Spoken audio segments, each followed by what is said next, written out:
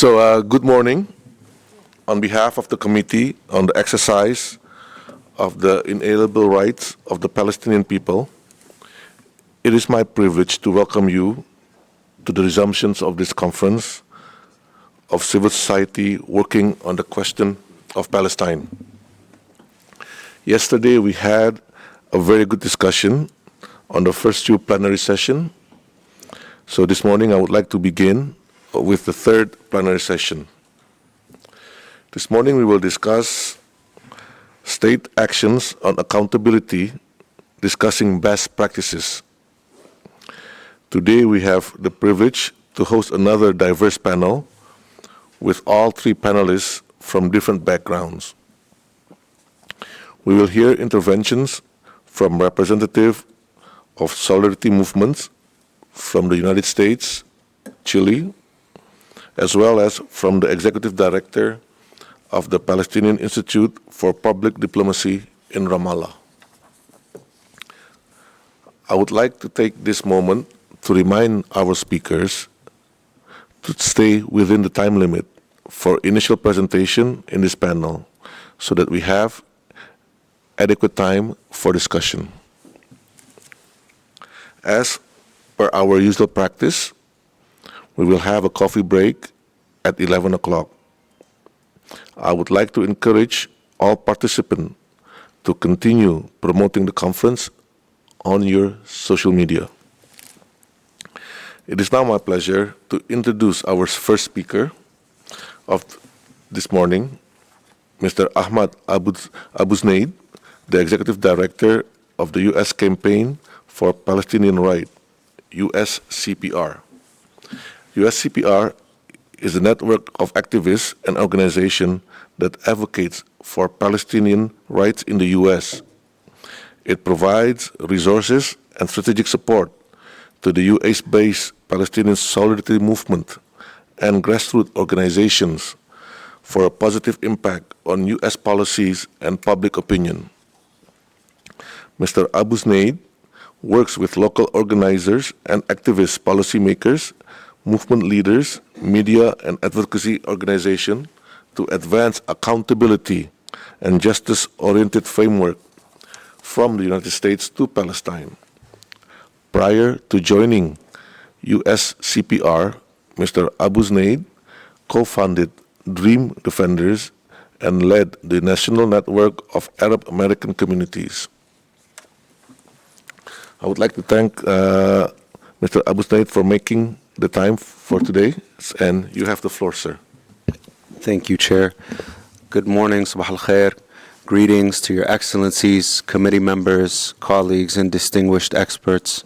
My name is Ahmad Abuzneid, and I serve as the Executive Director of the U.S. Campaign for Palestinian Rights. We're a network of organizations across the U.S. committed to ending all U.S. support for the apartheid state of Israel. Most immediately, of course, we are fighting for a permanent ceasefire and an end to the genocide. You all know that the situation is dire, and we heard powerful testimonies from speakers during this conference as to the horrifying reality on the ground. While we continue to see growth in our movement, we have not been able to stop the genocide, the starvation, or the devastation that Israel is heaping on the Palestinian people. You know, Americans love to brag about being the best. Well, the United States is the greatest defender of genocide and apartheid in the world today. While the images, reports, and stories coming out of Gaza continue to break our hearts on a daily basis, the U.S. government has refused to act, offering only a slight shift in rhetoric while continuing with the same actions. The U.S. is deeply complicit not only in arming Israel, but in defending and providing cover for Israel in every avenue possible. Now, a majority of Americans want a permanent ceasefire, and the U.S. campaign believes that our tax dollars should be dedicated to funding health care, schools, infrastructure, and more, rather than subsidizing the Israeli genocide of the Palestinian people and the colonization of Palestinian land. I'm honored to be here with you today as a Palestinian organizing in the United States because we are in a moment where we are seeing the largest grassroots pro-Palestine movement in U.S. history. We're seeing the largest anti-war movement since the protests against the war in Vietnam. We're seeing millions of people in the U.S. have been protesting for over 6 months now.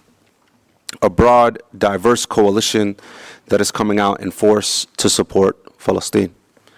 We're seeing more actions in civil disobedience. Thousands of people in the U.S. have been arrested or have risked arrest in acts of civil disobedience for Palestine. We're focusing more on Palestinian stories. Social media has allowed for us to shift the conversation greatly from that which is normally portrayed in mainstream Western media.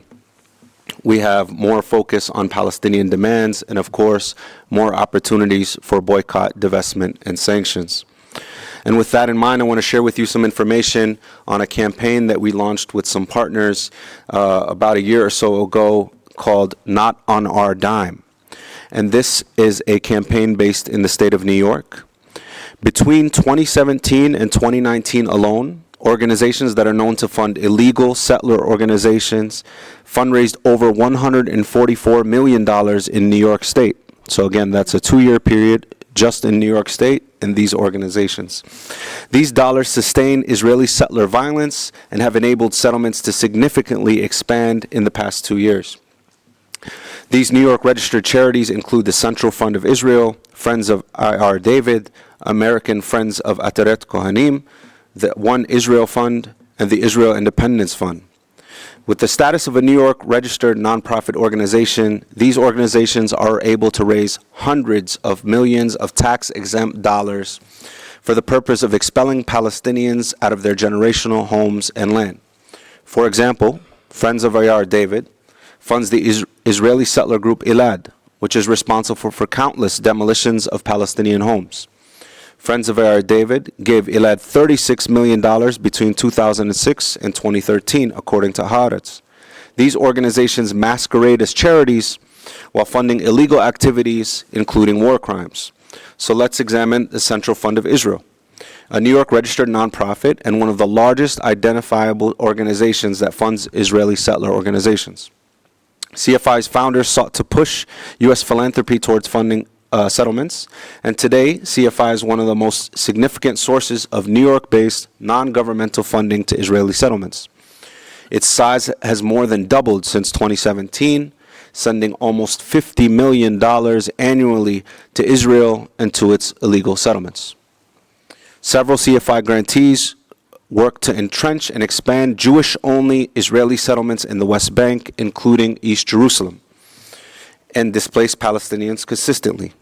These grantees include Regavim, Atarat Kohanim, Hashomer Yehuda, Vishomron or Hashamor Yosh, Israel Land Fund, and Kela Shlomo.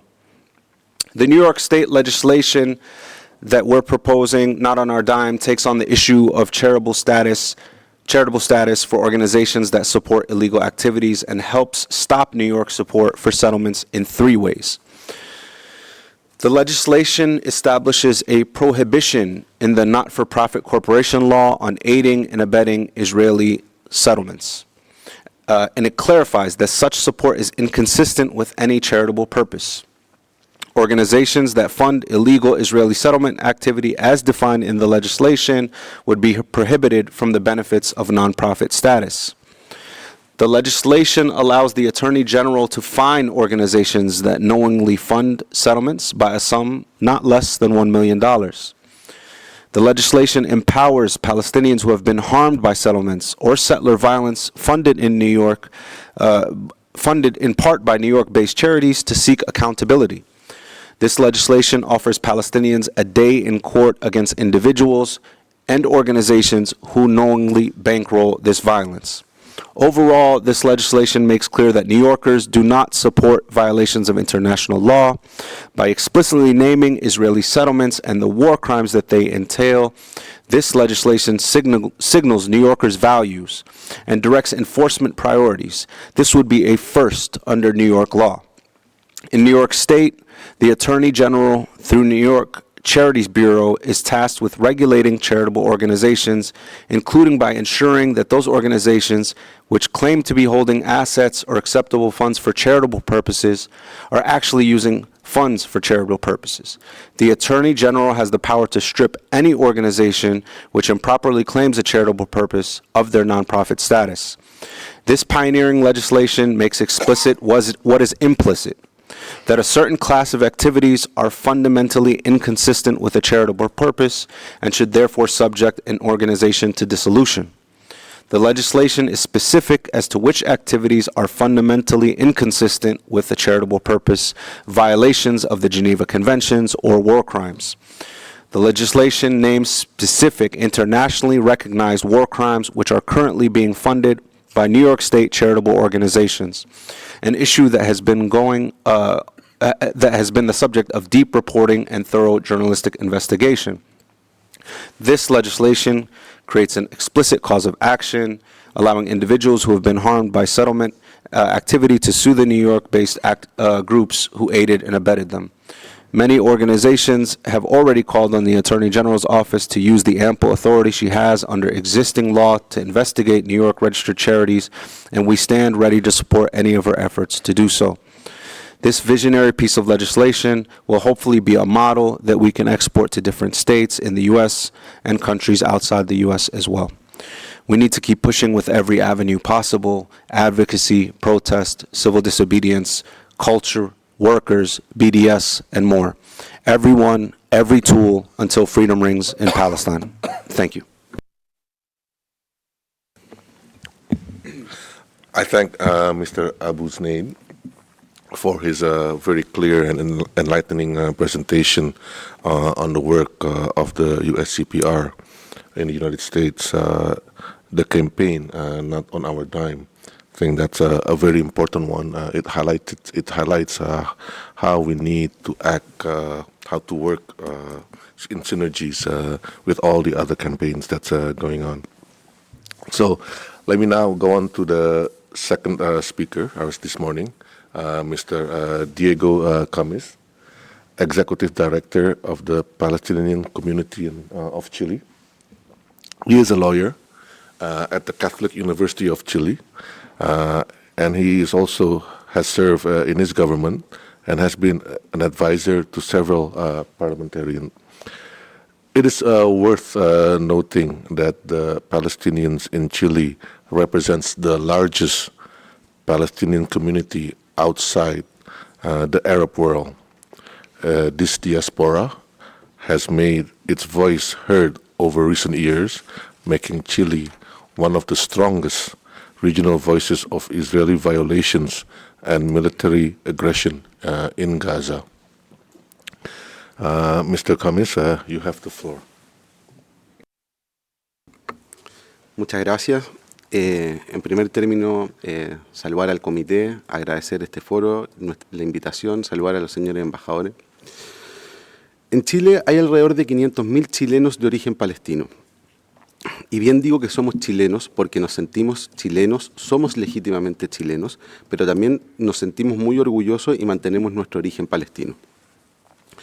Nosotros siempre hemos dicho que se trabaja por la integración, es decir, porque los chilenos de origen palestino estén cada día más integrados al país, pero en contra de la asimilación. Es decir, que estas personas no olviden su origen palestino, sobre todo en el caso de esta diáspora que es tan necesario. Los que creemos en una paz justa y por una vía pacífica necesitamos de la solidaridad internacional y por lo tanto los que tenemos el origen palestino tenemos que mantener esa posición y mantener viva la llama de Palestina en cada uno de los lugares donde estemos.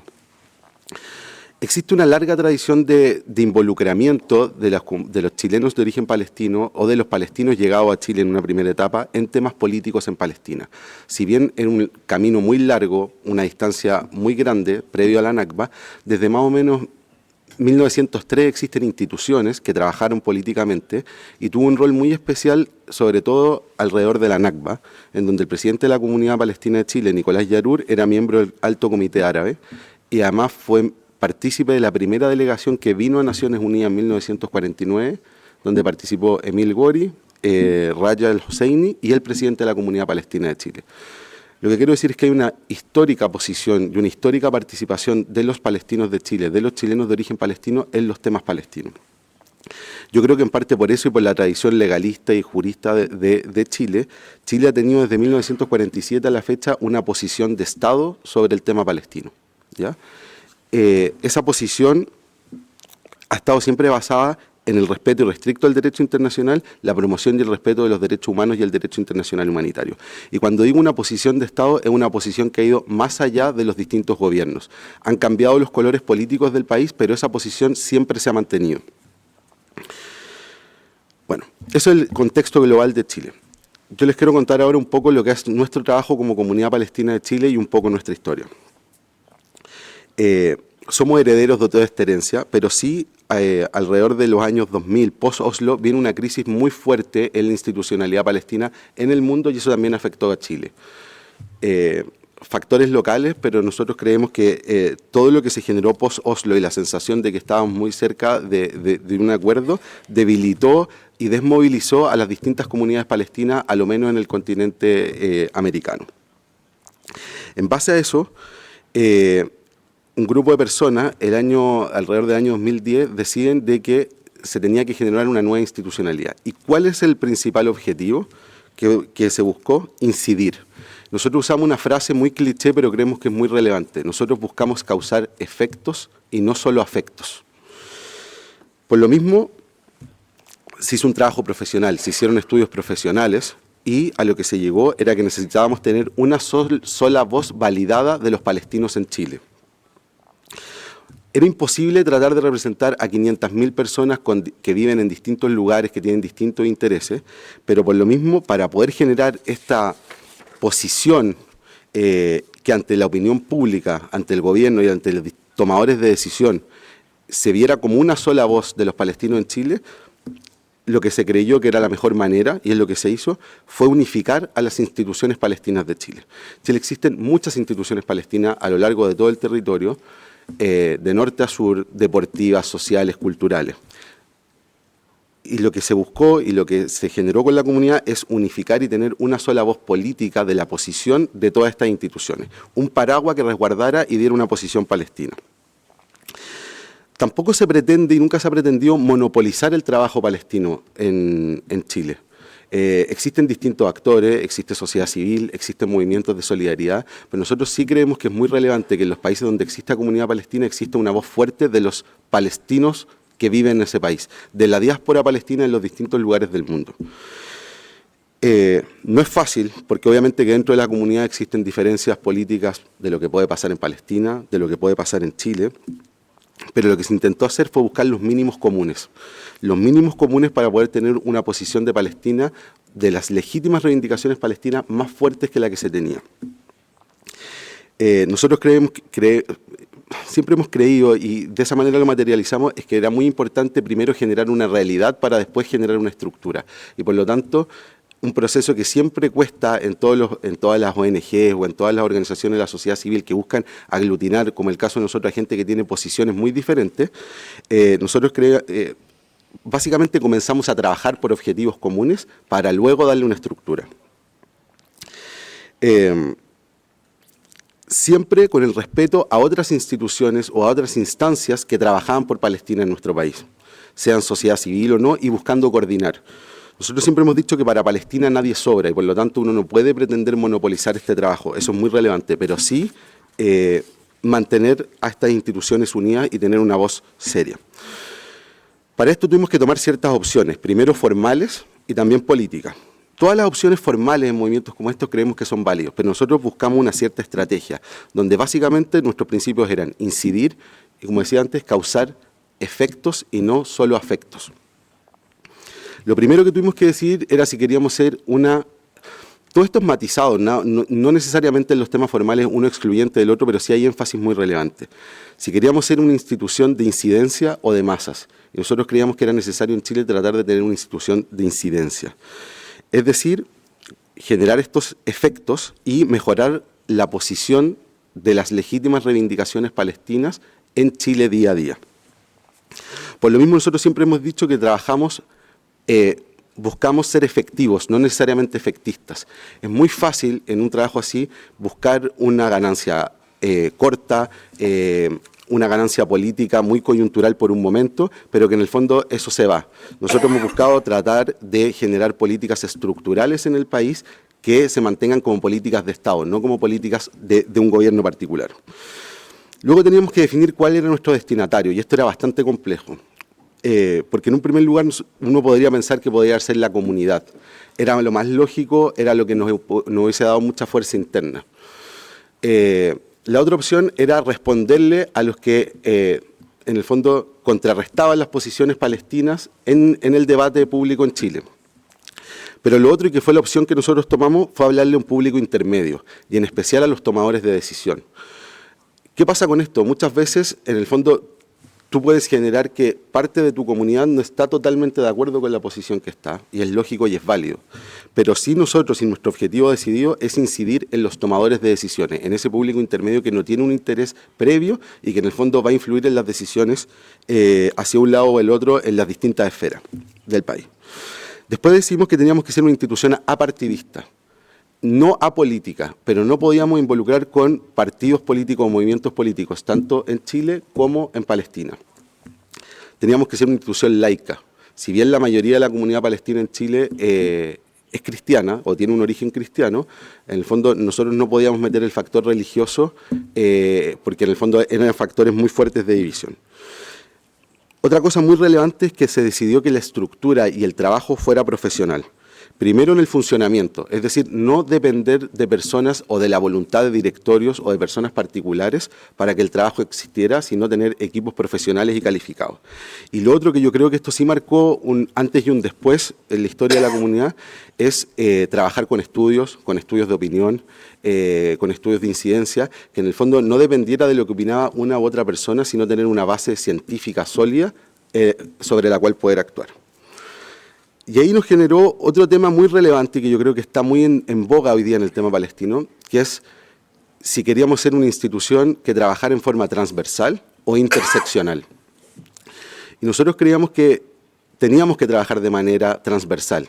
Y cuando decimos esto es que nosotros como institución solo nos referimos a temas palestinos, de Palestina o de la comunidad. No caemos en otras temáticas locales, como por ejemplo cuando hay estrategia interseccional en otros lugares donde se mezcla con otro tipo de luchas o reivindicaciones. Y a la vez ser muy independientes, no depender de nadie. En decisiones políticas, nuestra convicción es buscar una solución pacífica. No creemos en la violencia ni en Chile ni en ningún lado como un método válido de acción política. Y por lo mismo, nuestra convicción es que para alcanzar una paz justa y duradera tiene que existir, y es mediante la implementación de la legalidad internacional. Y esto me refiero básicamente a la aplicación del derecho internacional, a la aplicación y respeto de los derechos humanos y del derecho internacional humanitario, sobre todo en lo que estamos viendo hoy. En los términos gruesos, nosotros planteamos o rescatamos el fin de la ocupación, una solución justa al tema de los refugiados y la igualdad de derechos a los palestinos dentro de Israel. Para que esto ocurra, y si creemos en una solución pacífica y de aplicación del derecho internacional, y aquí es donde está, en el fondo, nuestro principal motivador de actuar, para que eso ocurra, la comunidad internacional y los Estados, y en el caso de nosotros Chile, tienen que cumplir con sus obligaciones de derecho internacional, las cuales incluye el hacer cumplir a los Estados que están al margen de la legalidad internacional las obligaciones que están incumpliendo. Y por lo mismo es muy relevante, y nosotros creemos que es la vía, es que los Estados, la sociedad civil y todo, tomen medidas concretas, pero en este caso los Estados principalmente, tomen medidas concretas para que Israel adecúe su comportamiento a la legalidad internacional.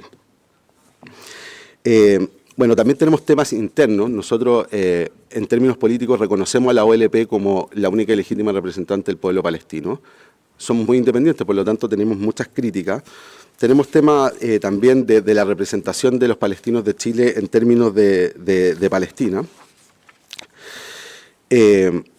Bueno, y a la vez, como yo decía, nosotros no pretendemos monopolizar el trabajo por Palestina en Chile. Y por lo mismo, buscamos trabajar con otros actores en los puntos en que tenemos en común. Obviamente que nosotros respetamos las diferencias, pero donde hayan puntos en común tratamos de trabajar con los distintos actores. Con la sociedad civil, por supuesto. Con la sociedad civil que trabaja por Palestina y con la sociedad civil chilena, si es que hay puntos en común. Con la sociedad civil palestina, principalmente con coordinación. Acá hay varias instituciones con las que nosotros hemos trabajado, Al-Haq, PAPD, etc. Con la sociedad civil latinoamericana, con otras comunidades, especialmente en América Latina. Creemos que es muy importante tratar de fortalecer el trabajo de la diáspora palestina en América Latina. Y por supuesto con la OLP, con la Embajada Palestina en Chile, con la Autoridad Nacional Palestina y con los distintos departamentos de la OLP. Y a razón, y para ir terminando, sobre buenas prácticas, bueno, primero nosotros destacamos, y porque es verdad, es que nosotros somos chilenos. Y acá las políticas del Estado de Israel han afectado a ciudadanos chilenos. Nosotros nos hemos visto afectados sobre todo en temas de colonias. En la zona de Belén, donde viene la mayoría de la comunidad palestina en Chile, muchas colonias o carreteras que se han construido en forma exclusiva para los colonos han expropiado tierras, han usurpado tierras de ciudadanos chilenos. Problemas para entrar a Palestina, que Chile es un Estado que lo reconoce y que Israel impide. Por lo mismo también, como parte de nuestra estrategia, muchas veces se intenta separar a los chilenos de origen palestino de los que viven allá. Y nosotros trabajamos por mostrarle a nuestra sociedad de que si nuestros abuelos o nuestros padres no se hubiesen venido, nosotros estaríamos viviendo lo mismo. Somos las mismas personas. Un trabajo soft que a nosotros nos ha traído buenos resultados. El equipo de fútbol, el Club Deportivo Palestino. Eso hace finalmente también un trabajo político muy relevante, sin entrar directo, pero genera conciencia de la situación palestina. Traer a actores palestinos relevantes de distintas sociedades, actores de teatro, digamos, películas palestinas, todo eso ayuda mucho a nivel local. Pero lo que yo creo que es muy importante son los viajes. Nosotros hemos hecho viajes con parlamentarios, viajes con tomadores de decisión, viajes con periodistas, pero sobre todo los viajes con parlamentarios donde ellos puedan ver la realidad de Palestina es algo muy importante. Y ahí tenemos un trabajo conjunto, por ejemplo, con distintas organizaciones de la sociedad civil palestina. Otro tema muy relevante es el profesionalismo, y creo que eso es una práctica muy relevante. Muchas veces, o a lo menos puedo hablar más de lo que pasa en América Latina o de lo que pasaba en América Latina, era un trabajo muy valioso, pero era un trabajo, por decir así, solo voluntariado. Y hoy día yo creo que eso no alcanza, se necesita ser un poco más profesional. Por lo mismo eso nos ha ayudado mucho y es una práctica muy relevante el que uno, más allá de la impresión que pueda tener una u otra persona dentro, se tomen decisiones en base a estudios profesionales. Y lo otro, el relacionamiento también de manera profesional. O sea, nosotros contamos con profesionales que, un director de asuntos públicos, coordinador político, hay presencia de personas de nuestra institución todas las semanas en el Congreso, tenemos agendas de reuniones con distintos ministerios, alcaldes, tomadores de decisión, periodistas, desde una óptica profesional. Eso es muy relevante.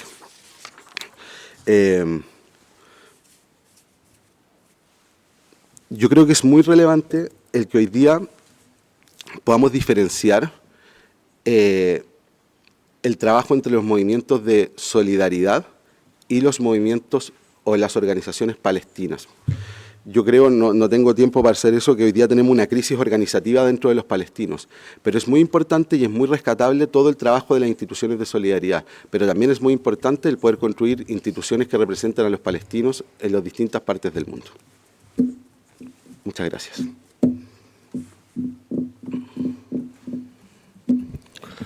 Thank you. Thank you for your presentation, Mr. Khamis. It was very illuminating to hear about your efforts with the local community in Chile and in Latin America, and hear your work on creating a single, strong voice of the large Palestinian community in Chile, so it could have a greater impact on government policies on Palestine. We will have the opportunity to further discuss your work during the discussion later. We now move to our third speaker, Ms. Rula Shadid. Ms. Shadid is a Palestinian human rights advocate with over 15 years of experience in the field of human rights, mobilization, and advocacy.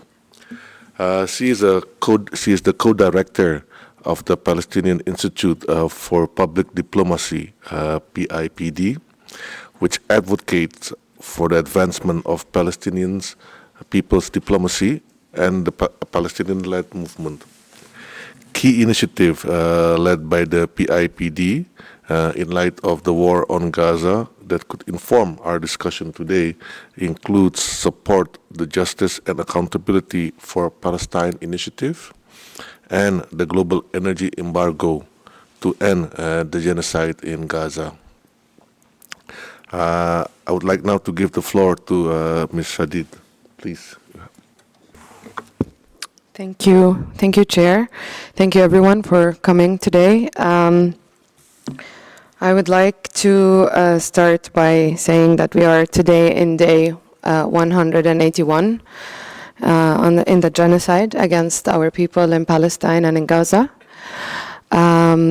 I would also like to start by asking everyone and inviting everyone to stand up in a minute of silence on the lives of the Palestinians who have been killed in this genocide, the 33,236 Palestinians that have been killed in this horrific genocide.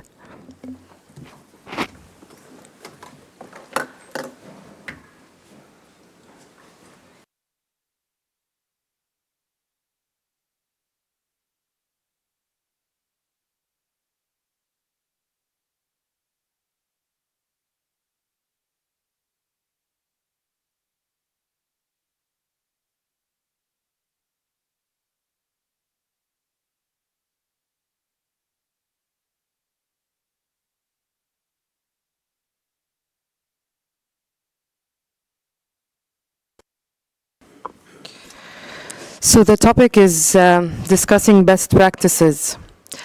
I think it's very difficult to talk about best practices when we have not achieved a mere ceasefire. So I was trying to think what is going to be most beneficial to share.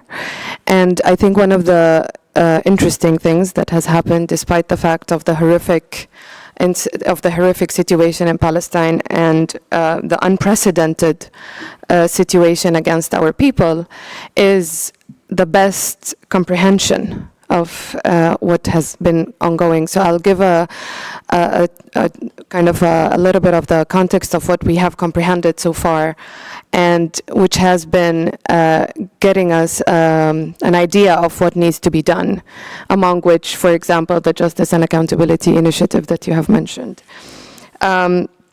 So we have been very much focusing on the narrative. We have been so much focusing on, we have used the opportunity that people now are learning more and knowing more about Palestine and the Palestinians and the Palestinian cause to explain that this is a situation of colonization and this is a situation of blockade. It's a genocide. It's a settler colonial project that the mere aim and the main goal of it is to displace the Palestinians, to replace them with another racial group. And this has been, we have been continuing to say that, and we've heard and seen and noticed that this kind of discourse and rhetoric has become more and more of something that we are seeing and people are actually starting to comprehend. So that is, I would say, one of the better practices that we have managed to actually establish. We have also understood that state responsibility is states' own interests and not anything else.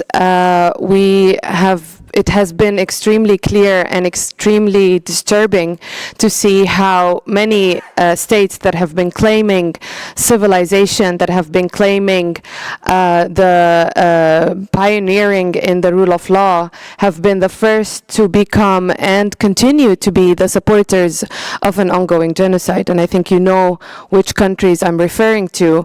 And this is something that has been extreme. I think some Palestinians and others, of course, knew that the colonial project is definitely inseparable from the Western states that supports colonization, but now it has been very much clear that even states who have claimed the importance and the respect of rule of law, whether it's internally or externally, especially when seeing liberties in European countries and against European citizens being so cracked down on, is something that is a realization to us and a better understanding of what is actually the situation we are dealing with, and that's super important. And I just also want to say that it's very interesting to see how the situation in Palestine and the genocide in Palestine has actually affected on the liberties of Europeans within their own countries. And this is not about Palestine anymore. It's about the entire idea of democracy and the entire idea of having freedom of expression, freedom of assembly, freedom of, all freedoms and liberties. And these are being so much undermined now also in many European countries. And that gives us also an understanding on where are we today, and what are we dealing with. I would also say that what has happened and how the situation has been dealt with and the genocide has been dealt with is three things that are important in relation to the Palestinian people. One is there won't be a solution when sidelining the Palestinians. And I think there has been an engineered plan to actually sideline Palestinians, whether in several agreements, specifically after seeing the Abraham Accords. So that is one very important thing. The second is, well, of course, as our speaker yesterday from South Africa was saying, that about submission, and this is now very much recognized and cemented, that Palestinians will not submit, and the right to resist is one of the main core rights of Palestinians that will not be abandoned by all means, of course. The third is, unfortunately, the incapacity and incapability of the UN and its institutions to even deliver aid. We are seeing people that are dying from hunger. Over 28 children have died from starvation, and this is something also unprecedented in the Palestinian cause. The fourth is the important voices that have been coming out in relation to the unity of the Palestinian people. And as we were discussing yesterday, myself and my colleague from the Palestinian movement, how important the unity of one people, one land, and one struggle. And these voices have now become very much most likely in a bigger mainstream that is being discussed, and this is again a best practice within the Palestinian civil society. Now, in relation to the Palestinian civil society, we do acknowledge that because of the failures of the system, because of the failures of the ceasefire, we're seeing all these efforts that have been ongoing, and we have not achieved almost anything in relation to the immediate needs of the Palestinian people that are now being killed and massacred, which leads to the importance of the global majority, I would say. I wouldn't call it the global south. It is the global majority, and the best practices have been indeed coming out from these areas and from these coalitions. So we've seen it's now we're seeing that it's very important, the intervention of the BRICS, for example. What has, of course, you all know about the case of South Africa, and then how it was joined by other countries and supported by others, also encouraging other countries to submit their interventions in the ICC. So that is kind of like a domino effect that we have seen as well. So these are mainly some of the most important best practices that we have seen on a bigger level. And so I would say the best practices is how we saw the beauty of the global majority and the real support. And this also gave us an understanding of how important it is to have allies and build bridges between what is happening in Palestine and the people of struggle in Palestine and others in the different global majority areas and states and people, of course. Before going into the Justice and Accountability Initiative, which is very technical maybe, some of the most important things in this document I can share with everyone, maybe through the Secretariat. So since the 7th of October, in terms of best practices, we have taken note of what has governments stated, and some of the more important ones were in relation to Europe. Belgium's the Wallonian government suspension of 2 licenses of export of gun powder to Israel. That is very important in relation to the military cooperation. And the second is also in Belgium, the settler and settlement complicity, which is introducing an entry ban, which is actually a bit disputed within the Palestinian civil society, is instead of actually having a ban on settlers, why not having the settlers arrested when they travel to these countries. So this is a different discussion, but so far there has been a highlight on this topic specifically. There has been different also actions in relation to the same ban on settlers from the European Union, from France, from the UK, and these are developing and they're becoming more and more. In relation to UNRWA, we've seen Ireland commit to an additional 20 million euros to UNRWA, during the attack on the work of UNRWA as well. In Africa, we have seen different African countries actually calling back their ambassadors, such as Chad, South Africa, and of course, not to forget the legal procedures from the South African state. In the Middle East, we have seen Bahrain, Jordan, Turkey also recalling the ambassadors they have to the Israeli colonizing state. In the United States, we have seen the new visa restriction policy, which is also something that has been as an aftermath to what is happening. In Central America, Brazil has also announced a suspension of the diplomatic ties. Nicaragua has joined the case with the ICJ, and also have mentioned and threatened to take Germany, UK, Netherlands, and Canada to the ICJ if they do not halt their weapon supplies to Israel. Latin America has had many statements and also withdrawal of the ambassadors. Now, in terms of companies, we have seen several companies cut their relationship with different Israeli military companies, such as IO Associates. The I-Tusho Corporation announced that they will not be partners with Israeli weapon manufacturers, as well as KNN. So these are very concrete actions and best practices that have been done on different levels. And finally, of course, in terms of courts and tribunals, internationally, there has been a decision from the Dutch court that ordered the government to stop sending spare parts of F-35 fighter jets to Israel. And the French courts have stopped an administrative court rule on banning the demonstrations, which is, again, this is a very low threshold. I mean, what are you actually doing? In relation to the Justice and Accountability for Palestine, this is an initiative that PIPD and Law for Palestine and the European Legal Support Center, ELSC, has started looking at what can be done in domestic courts and using domestic laws and domestic jurisdictions.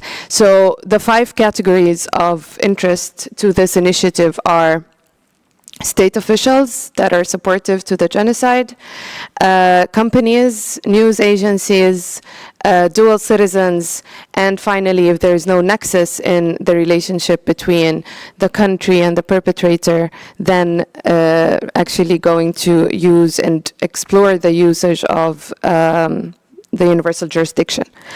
So the initiative has been building chapters in different European and Western countries because they are, unfortunately or fortunately, the main target. And there has been cases that have been submitted in Germany and in France, and there are other cases that are now being prepared on different topics within the 5 categories that I just mentioned. And finally, the first thing we started with was actually a letter that was sent to governmental officials in these countries, warning them that they might be petitioned due to their complicity with the ongoing genocide. So this is the first initiative. The second you mentioned, which is the energy embargo. Yes, this is a coalition of different civil society organizations that are working with grassroots organizations, grassroots movements, unions, students, and others, NGOs in different countries, and one, raising the awareness of the importance of these agreements between the colonizing state of Israel and the countries in which these commodities specifically are being exported and imported, and second, to actually take action into how to stop it. And it comes under, of course, the calls for sanctions, the calls for ending the relationship with Israel, the calls for an armed embargo, etc. So energy is definitely very important, and I do invite specifically the countries that are today with us here to look into what is their country's relationship with Israel when it comes to energy commodities and energy raw material. I'll end there, and thank you for this opportunity.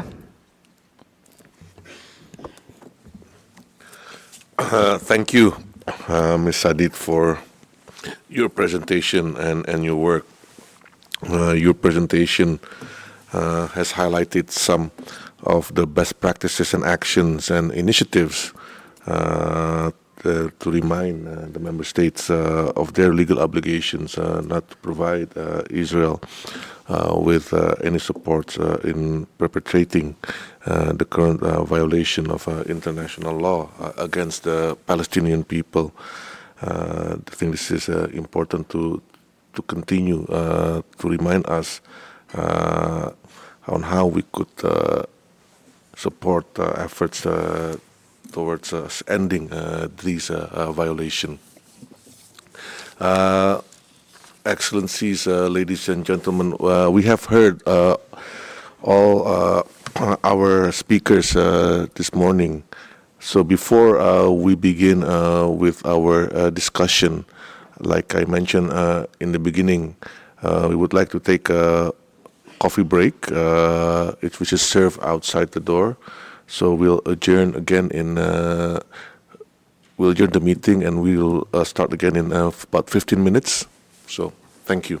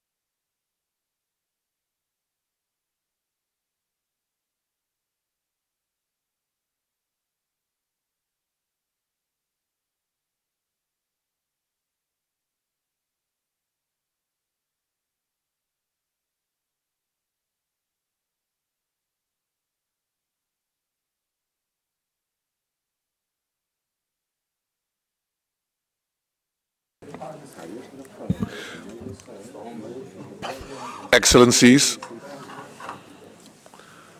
ladies and gentlemen, may we start? We are now ready to start our discussion. Participants are welcome to ask questions or make comments on the presentation of our guest speakers. We shall take a few at a time, comments and questions from the audience. Then our speakers will have the opportunity to respond, and shall continue like this till the end. So please introduce yourselves at the beginning and make your questions or interventions briefly. So I open the floor for those who are ready to make an intervention or ask questions.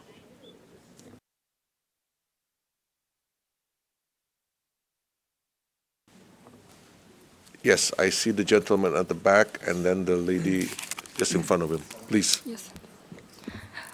Judy Arafa. It's okay. Yeah. Yes, please. صباح الخير.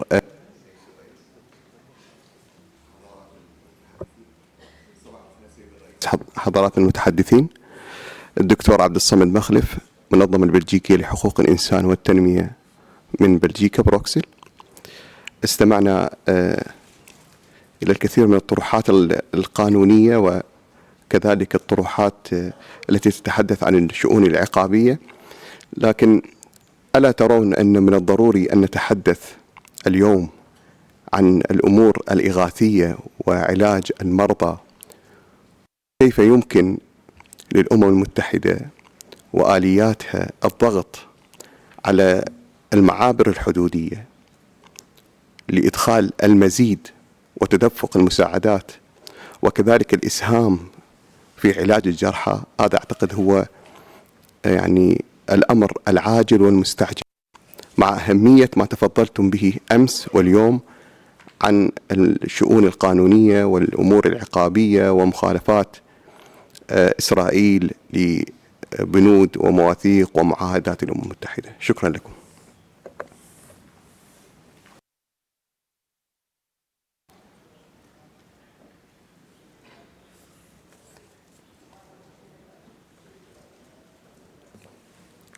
Thank you. Can I give the next speaker to the lady in front, please? You have. Judy Arafa from International Lawyers Organization. First off, thank you panelists for your presence. It's indeed a very insightful approach to the current genocide, as I quote Mrs. Rula Shadid.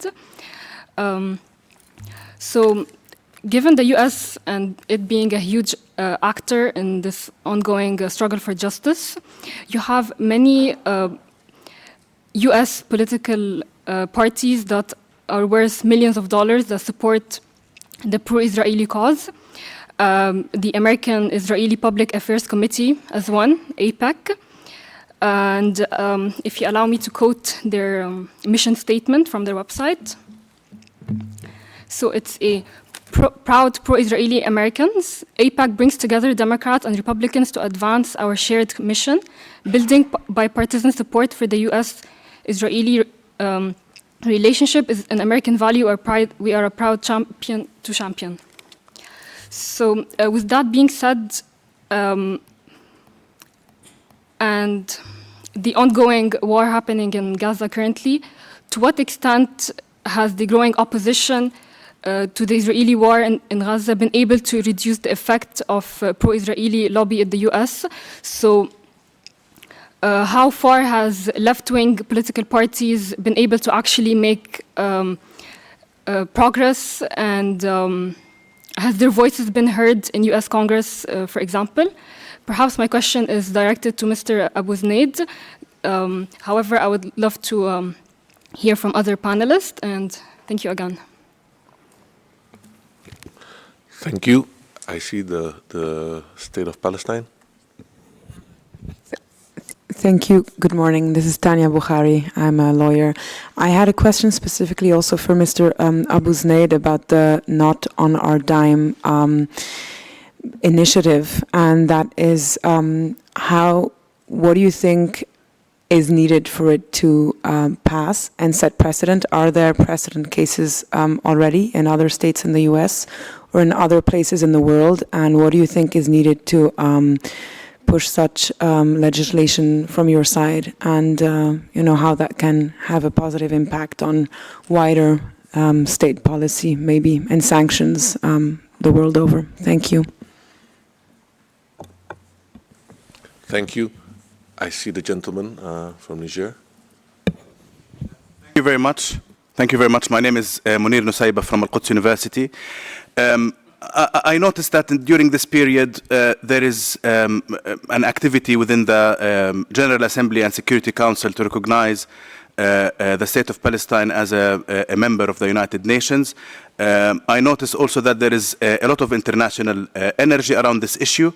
In my opinion, this is something that is not necessarily a priority at this time, especially that it's much more important at this time to address the crimes that are ongoing in the Gaza Strip as well as in the West Bank. It's a genocide.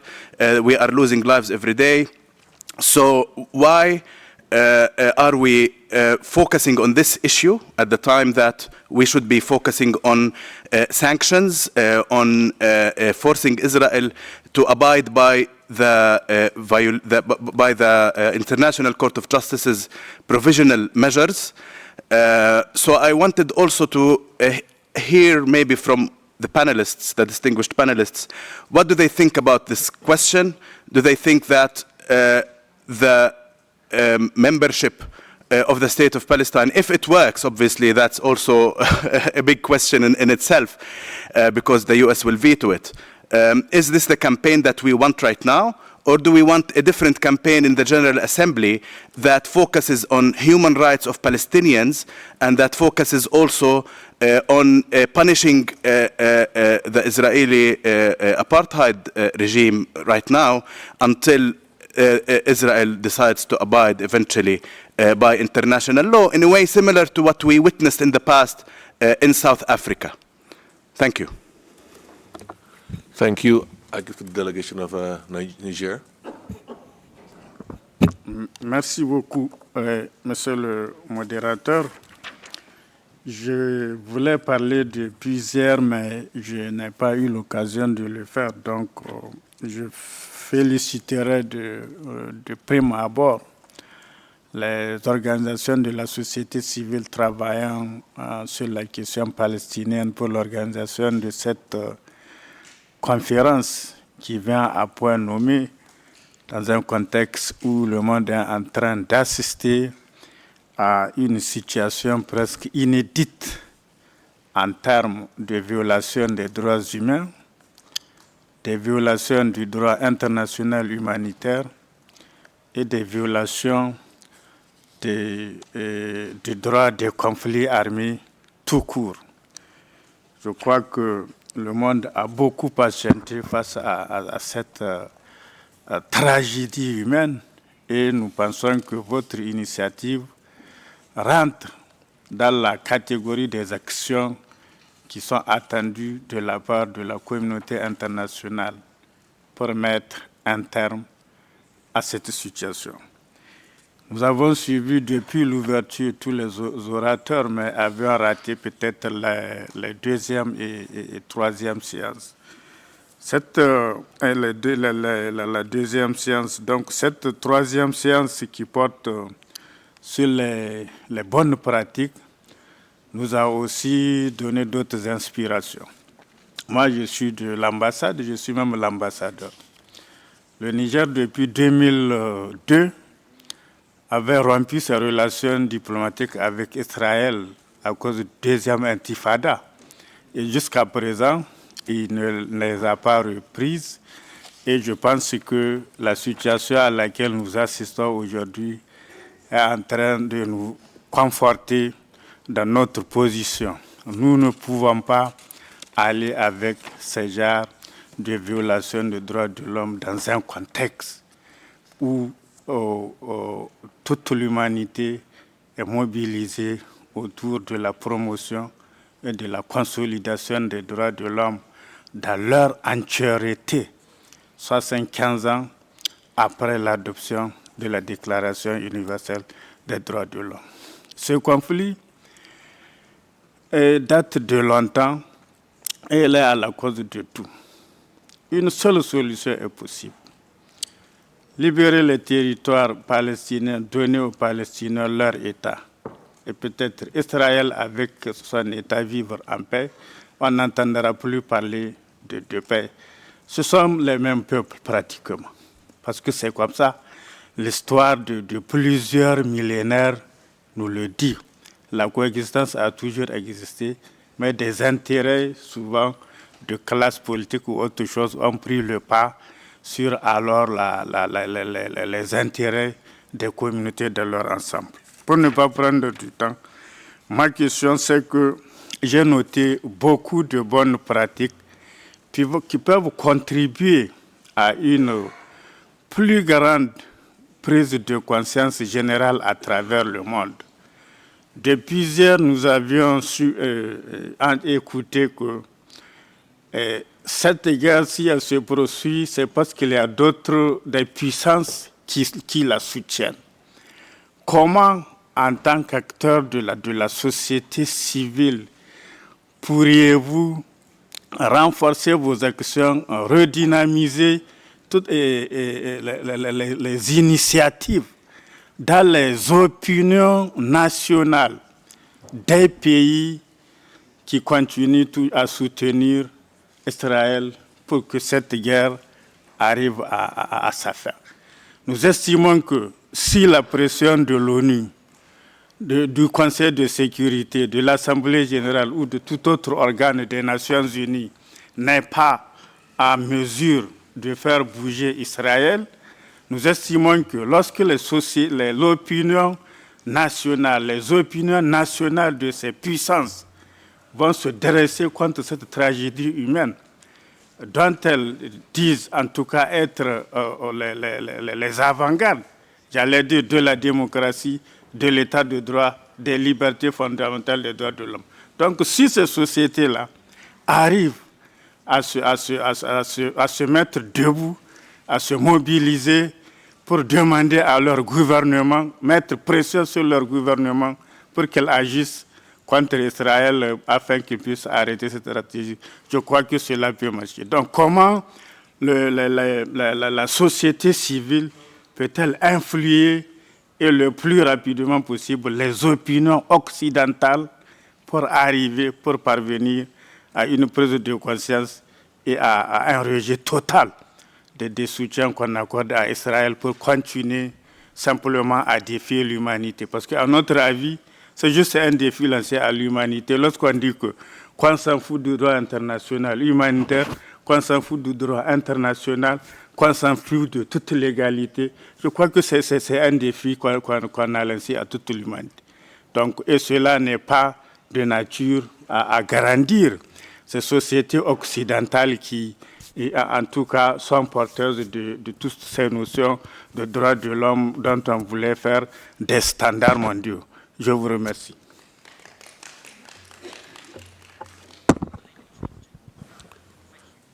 Thank you. Let me just give the floor to Mr. Ahmad, and then we'll ask the panelists before we go to the next round. Is that possible? Thank you very much, Chair. Thank you to the panelists. The title of the session is State Actions on Accountability, and obviously different states have different legislations, and the biggest obstacle to accountability has always been a lack of political will. In your experiences, in your respective regions where you work, where have you found the greatest return on investment in the work that you do in trying to shift political will? Has it been in the political sphere, the economic sphere, or the cultural sphere? And also, if engaging in some of those particular elements within any society, which ones have created the greatest obstacles in the pursuit of the goals that you're trying to achieve? Thank you. We have six interventions so far, so let me just go to the panelists, and then I'll come back to, I see another two that is asking for the floor. If that's okay, we can proceed this way. Okay, so let me just now give the floor to Mr. Ahmad Abuzneid. Thank you, Chair, and thank you for those interventions and questions. Quite a few good ones, so I'll attempt to respond to them to the best of my abilities. First, let me start with a question around U.S. political parties in AIPAC. We just recently launched a coalition titled Reject AIPAC. This was led by the U.S. Campaign for Palestinian Rights, Jewish Voice for Peace, and many other partners in the United States. And AIPAC is particularly insidious in the U.S. because they promote themselves as a progressive friend of Israel in the United States. However, one of the ways we've been able to broaden this Reject AIPAC coalition to bring in non-Palestinian centered organizations is the fact that in the election of 2020, AIPAC actually endorsed and supported over 100 Republican candidates that rejected the election results of President Biden defeating former President Trump. And so in our conversations, not only are we explicitly rejecting AIPAC as a agent of the state of Israel in the U.S., but also for the fact that they're literally destructing democracy in the U.S. as we know it. I think important to note when we discuss AIPAC is that there are also some liberal Zionist organizations and lobbies such as J Street that work a bit to the left of AIPAC. However, in this moment, they are just as destructive and damaging to the cause. What we've seen is after October 7th, all of these organizations rallied to form a united front, even though J Street likes to proclaim itself as pro-Israel and pro-peace and anti-occupation. So we see that in these moments of particular tragedy and the need for us to oppose the Israeli state, that the liberal Zionist organizations such as J Street also fall in line with the AIPACs of the world. Now, where are U.S. political parties on the issue? Unfortunately, in the United States, we have a dominant two-party system, the Republicans and the Democrats, and both parties are beholden to the Israeli lobby. We have made some interventions. You all may have seen that within the Democratic Party, there are those folks known as the Squad, particularly Rashida Tlaib, Ilhan Omar, Cori Bush, and many others. So there is this growing minority voice within the Democratic Party that is extremely critical of the state of Israel, that has led the call for a ceasefire resolution, and that for us is the most, I think, shining example we can present to you of where political parties are shifting in relation to Palestine. Now, we do have some exciting independent candidates, but again, the dominance of the two-party system does not really allow for the possibility of an independent candidate to assume the presidency. But Cornel West has been an outspoken ally of the Palestinian people, and he is running for president as an independent candidate. And his views are quite in line in many ways with the Palestine Solidarity Movement. Now, as it relates to not on our dime and what is needed for it to pass, and is there precedent? There is no precedent in the U.S. This is a first of its kind piece of legislation. And what is needed for it to pass? We basically need to overhaul the legislature in New York, and similarly, to achieve our political objectives federally in the U.S., we need to overhaul Congress.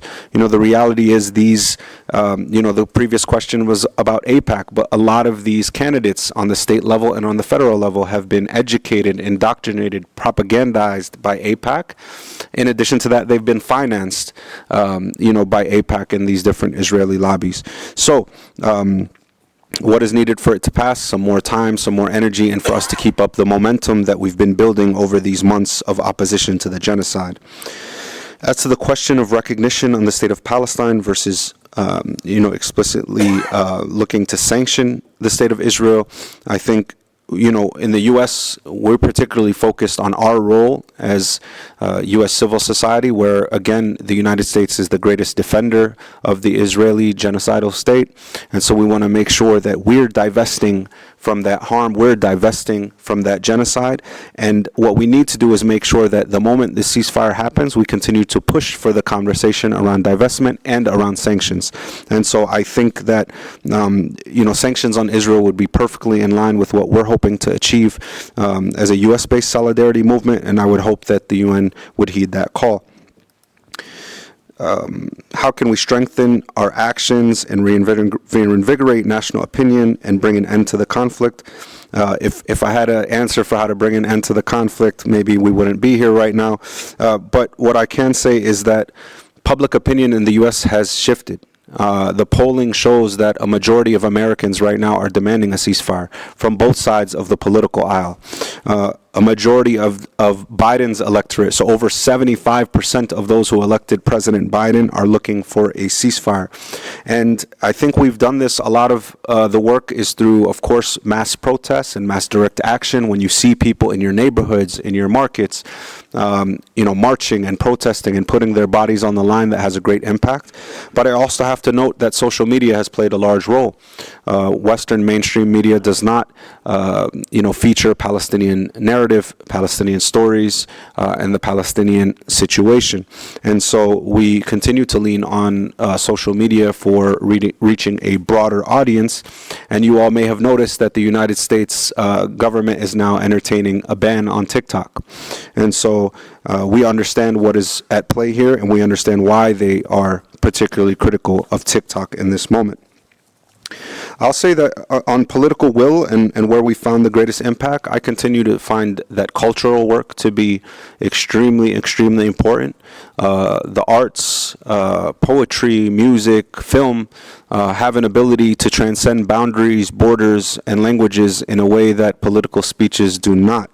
And so previous to this, a few years ago, I had co-founded a group called the Dream Defenders out of Florida after the murder of black youth Trayvon Martin. And one of the ways that we made our interventions was working with black cultural workers, artists, poets, hip-hop artists, visual artists, because, again, those talents allow for us to transcend these different boundaries that have been placed between us as peoples of the world. I'll stop there, and thank you again for these interventions. Thank you. Can I now give the floor to Diego Khamis? Agradezco las preguntas. Bueno, primero yo creo que acá hay una pregunta, lo que plantea Wissam, ¿qué es lo que ha sido más efectivo en nuestros países? Yo creo que uno no puede separar las posiciones, sino que básicamente es una construcción para poder generar una mayoría social, una mayoría política que dé soporte a las legítimas reivindicaciones del pueblo palestino. A lo menos nosotros así lo hemos visto y así lo hemos trabajado. Por lo tanto, eso también incluye lo que yo les planteaba antes. Nosotros trabajamos de una manera transversal y vamos donde todos los actores políticos, desde la extrema derecha a la extrema izquierda, que estén dispuestos a escuchar, a plantearles las legítimas reivindicaciones palestinas. Eso yo creo que sí ha sido muy importante en nuestra estrategia, porque lo que nos ha permitido generar es un consenso y políticas de Estado, y consensos políticos que no cambien de manera local cuando hay un cambio en el color político de los distintos gobiernos. Y quiero, por lo mismo, a lo menos en nuestra región, en un principio en Chile por lo menos, el tema palestino, sobre todo alrededor de la Nakba, era más bien algo defendido por los sectores de derecha, la posición palestina, por particularidades locales. Luego pasó a ser una causa más entendida como izquierda. Pero nosotros siempre hemos planteado de que no puede ser una causa de derechos humanos patrimonio político de ningún sector político que crea en esto. Por lo tanto, y en cosas concretas que nosotros hemos ganado gracias a esto, el último tiempo. Bueno, está el mayor grupo de parlamentarios de todos los grupos que existen en las dos cámaras, Chile un país bicameral, es el grupo de solidaridad con Palestina, tanto en el Senado como en la Cámara, de manera transversal. Chile fue el primer país en tomar una medida diplomática, quiero hablar después del 7 de octubre, una medida diplomática en el fondo, que buscaba presionar al Estado de Israel por todo el incumplimiento de la legalidad internacional post 7 de octubre, llamando a consulta al embajador. Eso fue apoyado transversalmente. Chile, en mitad de todos estos problemas y los cuestionamientos que se generó desde ciertos sectores pro-israelíes a la UNRWA, Chile ha aumentado su apoyo económico a la UNRWA, también apoyado por todos los sectores políticos. Chile remitió antecedentes a la Corte Penal Internacional, pero lo interesante acá es que es luego que un grupo muy grande de parlamentarios de todos los sectores políticos le pidieran al presidente Boric que lo hiciera. Bueno, un hecho puntual que creo que fue bastante relevante. En Chile existe una feria militar en donde el gobierno prohibió la participación de empresas israelíes a razón del genocidio. También esto fue apoyado por sectores de oposición al actual gobierno. Y yo creo que lo más emblemático que se está haciendo en Chile hoy día es la tramitación de una ley que prohíbe productos de colonias en territorios ocupados declarados como tal por un tribunal con jurisdicción internacional. Perdón que me extienda, pero es muy relevante el cómo se hace. Eso también tiene firmas, el proyecto de ley, desde los partidos más a la derecha hasta los partidos más a la izquierda. El tema palestino en Chile no es un tema contingente, político, de política local. Hay sectores que lo intentan llevar a eso, pero la historia nunca lo ha sido y hoy día tampoco. Y eso es algo importante, porque con eso uno genera efectos concretos y no medidas efectistas que cambia el gobierno y se cambia. Para nosotros fue muy relevante y creo que una señal muy gráfica de cómo se ha construido. Nosotros todos los años tenemos una ceremonia en diciembre, por la Navidad es de Belén, la mayoría de nuestra comunidad viene de ese sector y es un acto donde siempre asiste el presidente de la República de turno. Este año nosotros contamos con con el presidente de la República actual, pero con los dos expresidentes que son de partidos distintos y uno de oposición. En mitad de un genocidio, en una ceremonia muy sentida, no era una celebración de Navidad, el contar con ello es una señal política de apoyo a las legítimas reivindicaciones palestinas más allá de los sectores políticos. Y eso ha sido algo muy importante para nosotros. Lo otro, creo que es muy importante la pregunta que hizo Munir de la Universidad del Quds. Pero yo quiero ir un paso anterior, y yo creo que esa es la respuesta correcta. Todas las medidas que se han planteado acá, el trabajo que hacemos nosotros en Chile, lo que hace el PAPD, lo que se está haciendo en Estados Unidos y las distintas medidas o posiciones que se han tomado, que se han expuesto a lo largo de este foro o en otros lugares, todas pueden ser muy válidas, pero yo creo que hoy día nosotros como palestinos, ya hablo los que somos palestinos, que lo diferencio no en forma por hacer una separación, pero creo que tenemos una obligación distinta que los movimientos de solidaridad, que ojalá podamos trabajar juntos, carecemos de una estrategia nacional palestina. Y eso es algo muy relevante. Si nosotros creemos en que esta es una causa de derechos humanos, una causa que se basa en la legalidad y en el cumplimiento de la legalidad internacional, es decir, se basa en la solidaridad, volviendo a lo que decía Wissam, de las sociedades civiles y de los gobiernos que presionen a Israel a adecuar su comportamiento a la legalidad internacional, el nosotros no tener una estrategia común, y digo nosotros, en el fondo me siento parte de la responsabilidad porque creo que es una responsabilidad compartida por todos los actores, es algo que complica mucho el trabajo.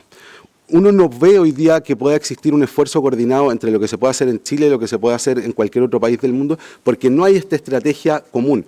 Y de hecho yo creo que hay algo peor. Hoy día, en muchos casos, incluso ni siquiera hay un consenso general entre el mundo palestino en el fin que perseguimos. Este consenso de los dos estados post-Oslo, hoy día hay muchos sectores que trabajan el tema palestino que ya no están de acuerdo con eso. El no tener esa estrategia yo creo que es una debilidad muy grande y es un problema. Entonces tu respuesta a esa pregunta yo creo que es anterior. Nosotros necesitamos tener eso. ¿Cómo generarlo? Yo creo que es muy relevante terminar con nuestra crisis organizativa. No quiero hacer juicios acá, sino que estoy hablando en un plano abstracto.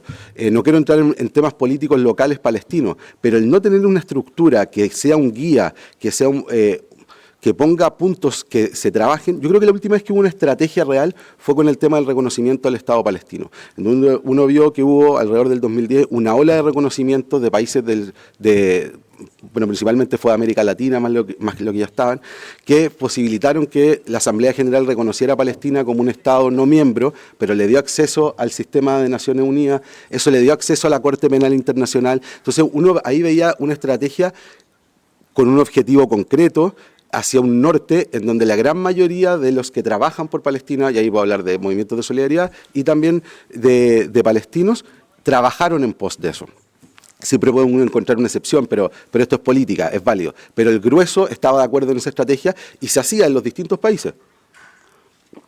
Yo creo que por eso es muy necesario que, como palestinos, podamos dar una nueva estructura. Desde las comunidades, por ejemplo, también creo que esta crisis en parte es generada. O sea, nosotros tuvimos el tema, Oslo era un acuerdo provisional que duraba 5 años. Crea la ANP, que debía terminarse en 5 años para poder tener un Estado palestino, y han pasado mucho tiempo y seguimos con esta misma estructura. Y eso, por ejemplo, desde las comunidades nos genera preguntas que son muy válidas a nosotros y también a nuestros gobiernos, a nuestras sociedades civiles. Las representaciones diplomáticas palestinas son de la ANP, porque la ANP en el fondo representa a la población del territorio palestino ocupado, Cisjordania, Jerusalén Oriental y Gaza. Pero, en la cual yo, por ejemplo, que soy nieto de un palestino que salió en 1948, yo no tengo ningún derecho político. Pero si en cambio nuestra estructura y las representaciones diplomáticas palestinas son la OLP, yo sí tengo derechos políticos sobre esa estructura, a lo menos en lo que se constituía o en lo que era la OLP en los 80. No estoy haciendo juicios de valor sobre responsabilidad de eso, creo que esto es algo súper compartido y no quiero caer en eso. Pero nosotros sí tenemos una carencia global que necesitamos darnos una estructura para poder generar estrategias válidas de actuar a nivel internacional. Doy este ejemplo de los derechos políticos, pero es algo súper relevante. Hay una frase que es muy buena que dice: antes de pensar en el derecho al retorno, primero debemos retornar al derecho. Es un juego semántico, pero es verdad, hoy día nosotros no tenemos una estructura que nos permita actuar. Insisto, no quiero caer en eso, es algo global, somos víctimas de las circunstancias, también tenemos responsabilidades, pero si tú me preguntas a mí, lo del reconocimiento al Estado, lo del reconocimiento a Palestina como un miembro pleno, yo lo veo como algo importante. Tú legítimamente puedes decir que no. Otro puede decir que sí, pero además son otras medidas. Pero esta estrategia global que nos lleve a todos a caminar hacia objetivos concretos estratégicos y hacia un fin común, no lo tenemos y es algo urgente. Creo que no tengo más tiempo, después a ver otra ronda.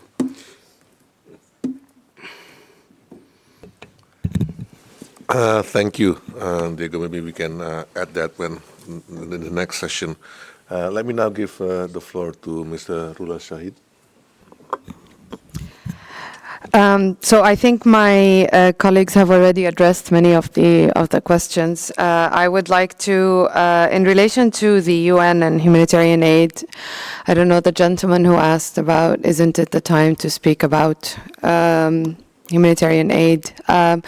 Well, I mean, that is why we're here, I think, is to mention how there's a huge failure, and this is something that we need to recognize and consider when we speak about the change that needs to be done in relation to the system changes and reforms, is that we have seen the United Nations, which is a body that has been operating since 75 years, and yet even food is not being able to enter into Gaza and into the situation, and they don't have any coordination on that. So this is exactly why, if we don't have a political will, there will not be any other solutions, and the humanitarian aid is just one of these, such as the other tools that we have, which is also the legal tools. It's all about what are the political changes that we need and how is the political situation. So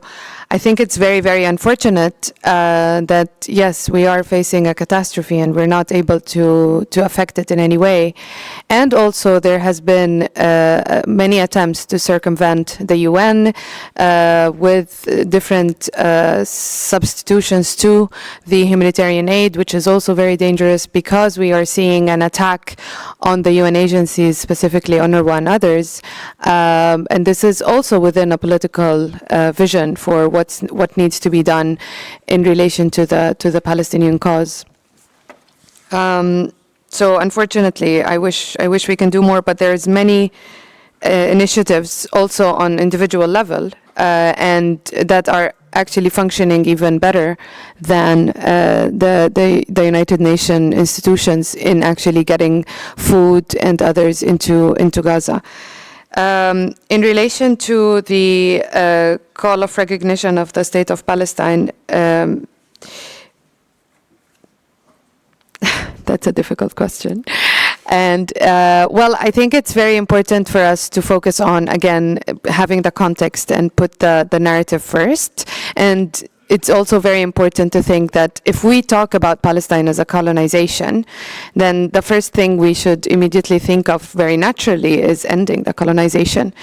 And this, it seems to be a very simple sentence, but this is where the core the political unwillingness to deal with the situation as such is what's causing this entire confusion between the situation of ending colonization and liberation versus building institutions and state recognition. And this, I think, after 30 years of Oslo, one of the best lessons that we have learned is that even if we have a state today and everyone recognizes this state, will it change the status quo? Would it change the genocide? Would it change the situation? The answer is simply no, and that's not because I'm not optimistic. It's because this is what reality is. And when we talked about and when we've witnessed other colonizations around the world, the first thing when you ask people, so how do we deal with colonization, is, well, end the colonization and the liberation movements and the right of resist. So this is not different. Palestine is not different. And therefore, I do think that, unfortunately, it is maybe not the most prioritized topic right now, but also let us not forget that the Palestinian Authority is an authority that is not elected, is an authority that has not been reformed, that has not actually worked for the advantages and the rights of the Palestinian people per se. And unfortunately, we are in a subcontracting position where we don't have elections, we don't have any political healthy life, we don't have political parties, and no wonder then we don't have a national project, as you were saying, Diego. So this is the mere and the core of the root cause. So in addition to having colonization, we also have this internal homework and internal work that we really need to be doing. Now, this does not mean that the recognition of a state is something that we would dislike, because especially what also Diego has been mentioning is that this will give us access to different spaces. So again, it's a tool, right? But it doesn't solve anything. So that's our opinion on that, and this is the same opinion on the actual question that keeps on coming up: 1 state, 2 states, 3 states. We have been continuously saying that doesn't matter if it's a 1 state, 2 state, or 3 states. I cannot speak on behalf of the Palestinian people. I don't know what the Palestinian people want.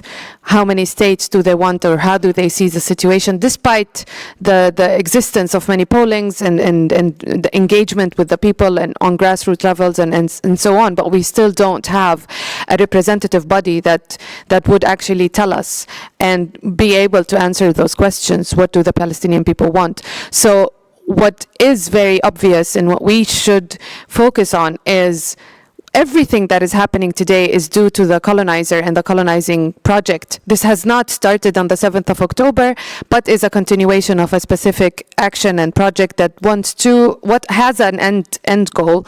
And it is much easier for us to be united on the fact that it is a colonization situation. Once we are colonized, then we jump into the next level of building states and building institutions and building a healthy political life, social rights, economic rights, etc. So that is the take on this. In relation to Ahmad Wissam's question, it's interesting how we know the names of people participating in the conference. But what are best actions that have actually we have seen has had effect?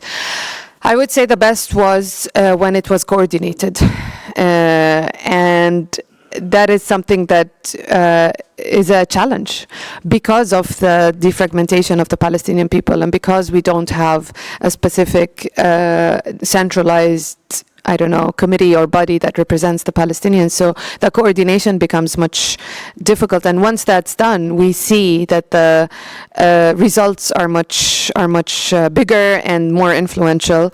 I would also say that after the ICJ's decision, we have also seen it becoming more, let's say, smoother in the connection and talks with bilaterally with states.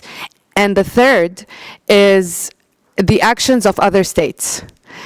So once a state actually takes a specific action, immediately, if you talk about this achievement, the other states will be much more willing to actually have a take on it. I was just recently on a tour in Latin America, and that was very clear, is that, for example, in Brazil, they wanted to know what Chile is doing. In Colombia, they wanted to know what Brazil is doing. So this is one of the best practices and one of the most encouraging actions. Now, of course, the second one is engaging the public opinion, and this goes to the question of Your Excellency from Niger, is that the public opinion, and this is something that we are trying to engage with, but at the end of the day, we don't have the machinery that the Israeli lobby has, and the millions of dollars that are paid in campaigns and smearing campaigns and disinformation, and this has been ongoing for many, many years, and this is why we are not facing a building of awareness, but actually a reform of awareness that is more difficult to achieve, especially that we are, again, in a situation we are only civil society that are trying to our best to actually do everything that unfortunately our representation is not doing. And we're complementing the work, but we also have, because of the history of civil society in Palestine, it is actually a very important element in the movement and the struggle for liberation. And this gives us a certain experience and a certain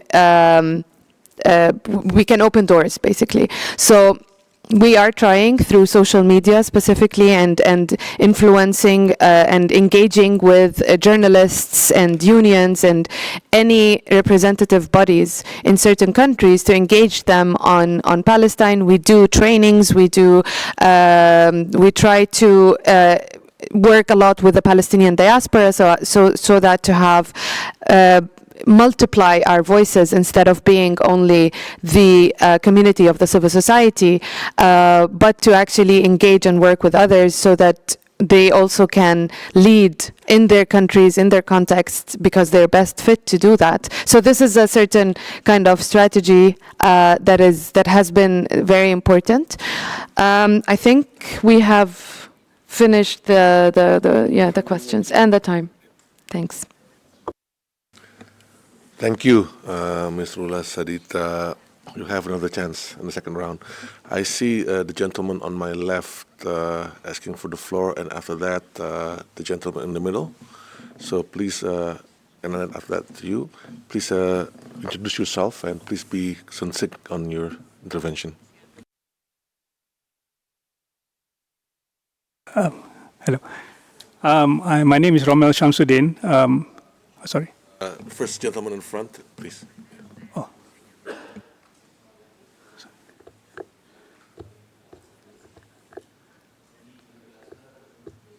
Seré muy breve, ya que mi pregunta fue en parte respondida por el señor Khamis, pero dice relación con, efectivamente, con los diferentes medios que se están realizando por las diferentes organizaciones, ya sea internacionales y nacionales, y diferentes gobiernos, en cuanto a las reivindicaciones legítimas del pueblo palestino. Como efectivamente se señala, concuerdo con el señor Khamis, falta una estrategia común de desarrollo de este tipo de resultados. Y aquí mi pregunta, porque efectivamente, también concuerdo, cuando tuvimos una estrategia común alrededor del año 2010, se logró que el año 2012 se reconociera por la Naciones Unidas un Estado miembro del observante, y además el 2014 se permitió la suscripción del Estatuto de Roma, siendo por tanto, teniendo la Corte Penal Internacional, jurisdicción sobre los territorios ocupados palestinos. A raíz de eso, me gustaría señalar la siguiente pregunta a los miembros del panel. Si ellos creen que es necesario tener una estrategia común para avanzar en las legítimas reivindicaciones del pueblo palestino, y también en qué parte se podrían integrar los diferentes movimientos de solidaridad en esta estrategia común. Eso, muchas gracias.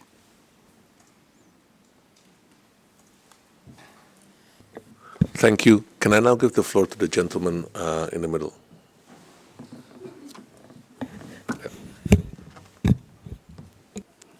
Muchas gracias, señor presidente, a todos los panelistas.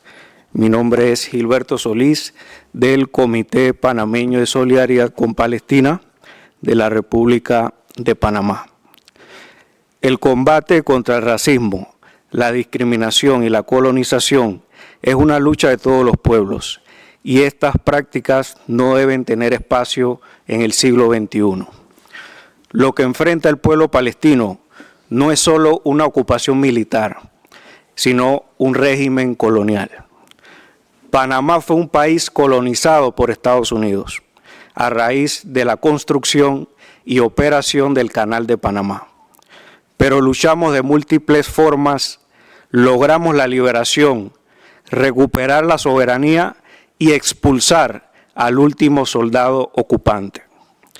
De la misma manera que muchos países, incluyendo a Panamá, votaron a favor de la partición de Palestina, precisamente en la Asamblea General de la ONU, mediante la resolución 181, que es parte del origen de las consecuencias de hoy, y como mínimo, nuestros países a nivel de Estado deben tomar una postura firme y pasar de la declaración a la acción, sin dejar a un lado que hay estados que ni siquiera se han pronunciado contra el asesinato de más de 30.000 civiles en la Franja de Gaza.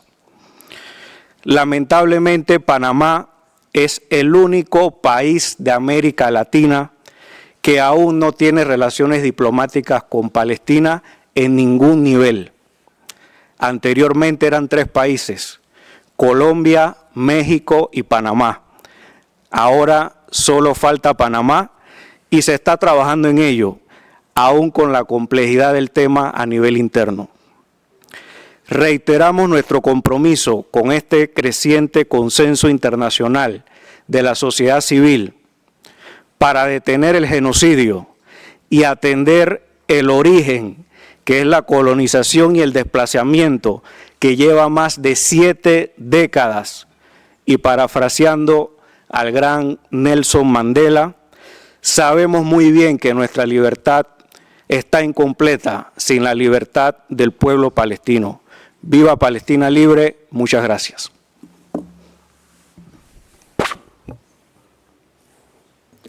Thank you. And can I give the floor to the gentleman on my left? Yeah.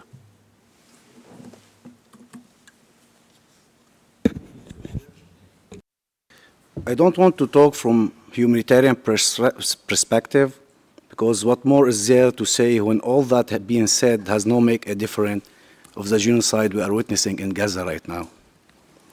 But I want to talk from... Can you just introduce yourself? What? Can you introduce yourself? My name is Mohammed Safa. I am the main representative of PVA, international organization accredited at the UN Geneva. Okay. I would like to... Should I start from the first or should I continue? Continue, please. Okay, thank you.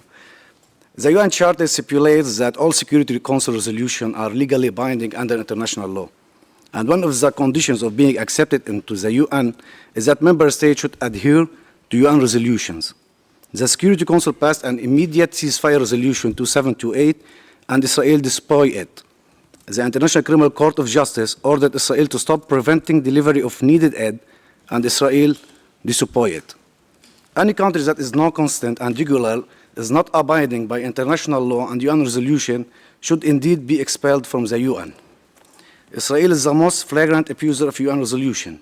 By far, since 1948, 284 United Nations General Assembly resolution, 228 United Nations Security Council resolution, and as of 2013, Israel had been condemned in 45 resolutions by the United Nations Humanitarian Council, United Nations Human Rights Council, this council. Israel behaves like a rogue state within the UN. Shouldn't Israel now be expelled from the UN under international law? Thank you. Thank you. Can I give the floor to Mr. Shamsuddin?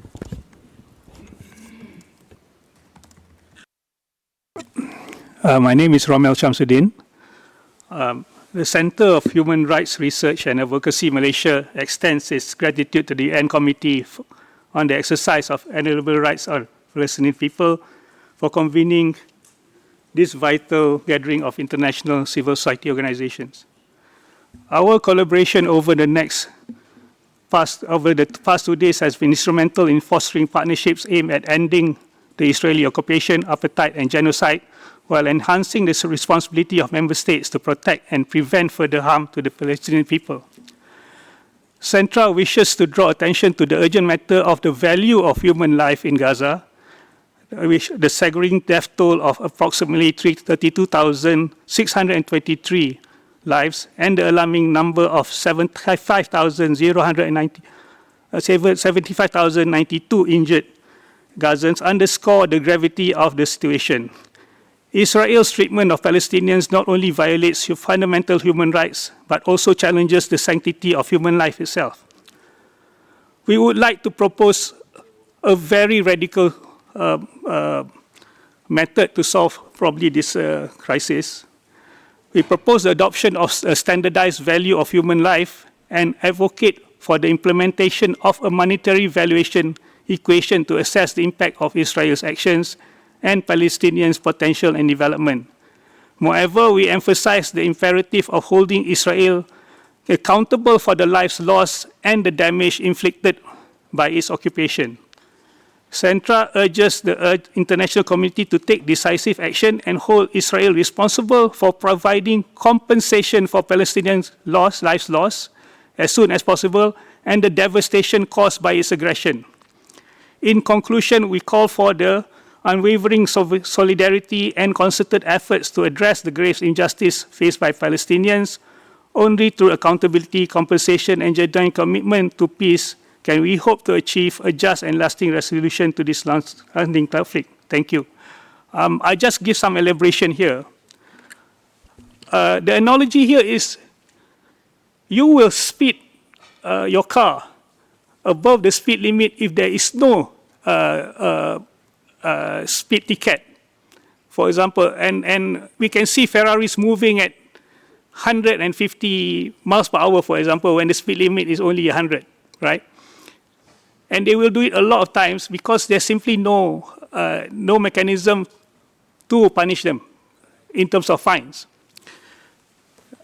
If we were to say that every one human life, one Palestinian human life is worth $1 million, and we have lost 30,000 lives, we are looking at 30 billion compensation that Israel has to pay. And we are looking at a scenario here now of 500,000 deaths in the next few weeks. This will cost Israel 500 billion if they proceed to allow these people to be starved to death. If we do this, UN is willing to do this, we have no other means of doing it other than go to war with Israel. I think this is the way that we could possibly have some, convince some rational Israelis who do care about costs and potential liabilities to their future generations, which the current Benjamin Netanyahu and his cabinet may not care. If we look at history, Hitler did not have to pay for the Holocaust. Those who had to pay were the German, future generations of Germans had to pay. And we have seen up to $80 billion paid to Israel from Germany. This is worth debating. I don't mind opening to the floor. Any one of you can please reply. Thank you. Thank you. I have time for two more interventions. First, the lady in front, and then the gentleman at the back. Please.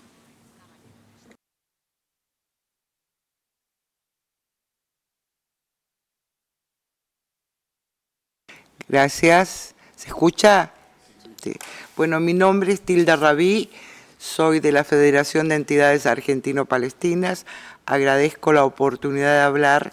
Los que me han antecedido dos opiniones muy interesantes, que son primero digamos, expulsar a Israel dentro de lo que significa las Naciones Unidas, y también mi antecesor cuando plantea, digamos, el tema de las sanciones económicas, hecho no menor. Ahora, nosotros hablamos generalmente de transversalidad, hablamos inclusive de democracias. Yo creo, bueno, en lo personal creo que Naciones Unidas ha perdido el rumbo a nivel democrático, pero también lo estamos perdiendo a nivel, digamos, de sociedad civil, a nivel global. Y digo esto porque las asimetrías en cuanto a lo que es el derecho internacional no se cumplen, y no se cumplen porque se permite, digamos, las variantes y las trampas jurídicas. Yo no soy leguleya ni abogada, pero puedo observar la falta, digamos, de compromiso con el cumplimiento de las resoluciones y sanciones. Eso por un lado. Hay toda una verticalidad, por así decirlo, que tiene que ver con cómo la hegemonía impuesta actualmente no permite ver más allá.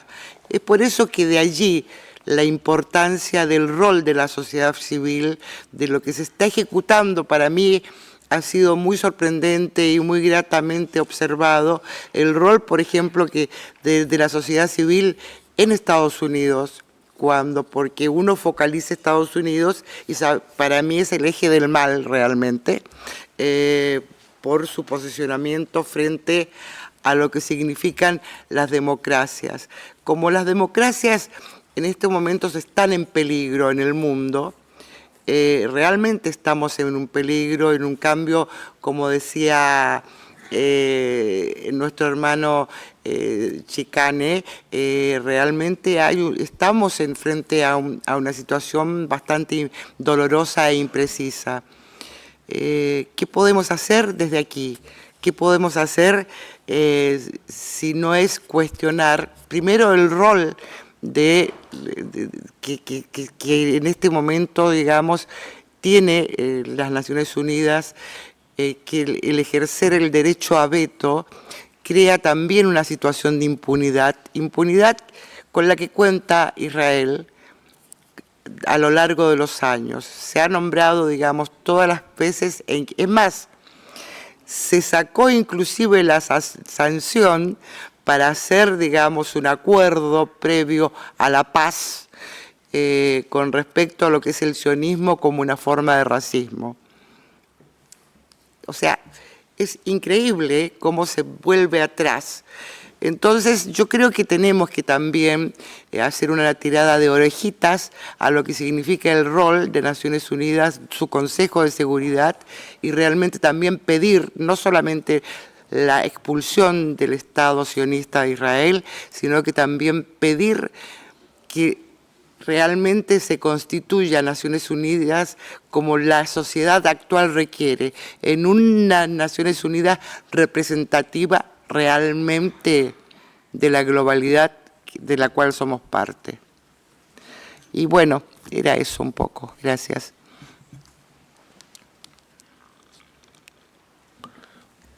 Thank you. Can I now give the floor to the gentleman in the middle, in the back? And then we have time for one more for the gentleman on the right. So please, the gentleman in the middle and the back.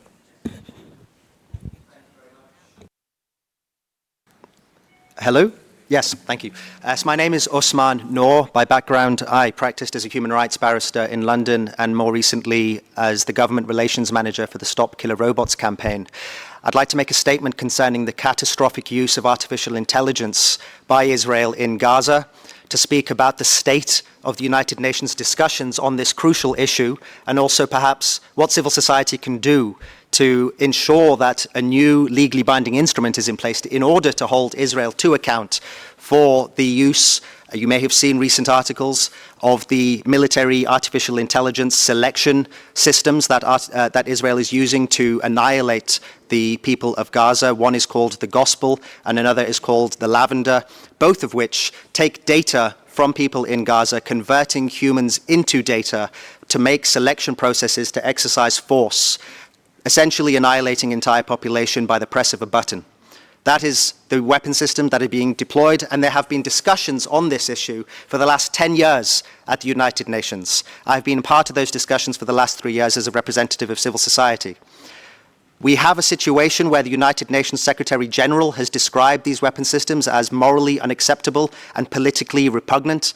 The International Committee of the Red Cross has said that we urgently need to agree to new international law. Over 100 states, almost entirely from the global south, have been raising this issue, and yet we have a scenario where militarized states, Israel being the leader of that, developing these weapon systems without any restraint, without any prohibitions for the last 10 years. We have been warning of this scenario, and we are now seeing killer robots have arrived. They are being used and tested in Palestine, and these will have catastrophic consequences for the whole of humanity. To give you a snapshot of where we are with these discussions, we've been talking about it in the context of the Convention on Conventional Weapons, where all of the militarized states are on board, and they have been essentially exercising a veto power to prevent any meaningful progress towards establishing new international law. Israel repeatedly turns up to those meetings and says we do not agree to a new international legally binding instrument. Why? Because it would curtail their ability to create these weapons, which they are not only developing but now selling all over the world to the highest bidder. These are weapon systems you may have heard about, quadcopters being used all around the Gaza Strip with assault rifles. We are seeing data being collected from all across, including face shape, location data, height, matching that with other aspects of biodata, and then converting that into a system that gives a yes or no option to a commander that is sitting remotely from where the force is going to be used to destroy entire buildings, no matter how many civilians are inside, on the pretext that that machine has advised that someone in there may or may not be Hamas. This is utterly devastating, and this is a system that is now being deployed all over the world.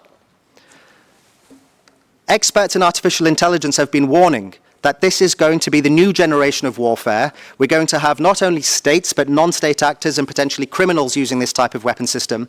And the state that has actually championed new international law on this for several years has been Palestine. Palestine has been coming to all of those meetings with detailed, elaborated papers setting out the concerns, setting out the solution, and has been able to galvanize a great deal of the global south towards establishing new international law.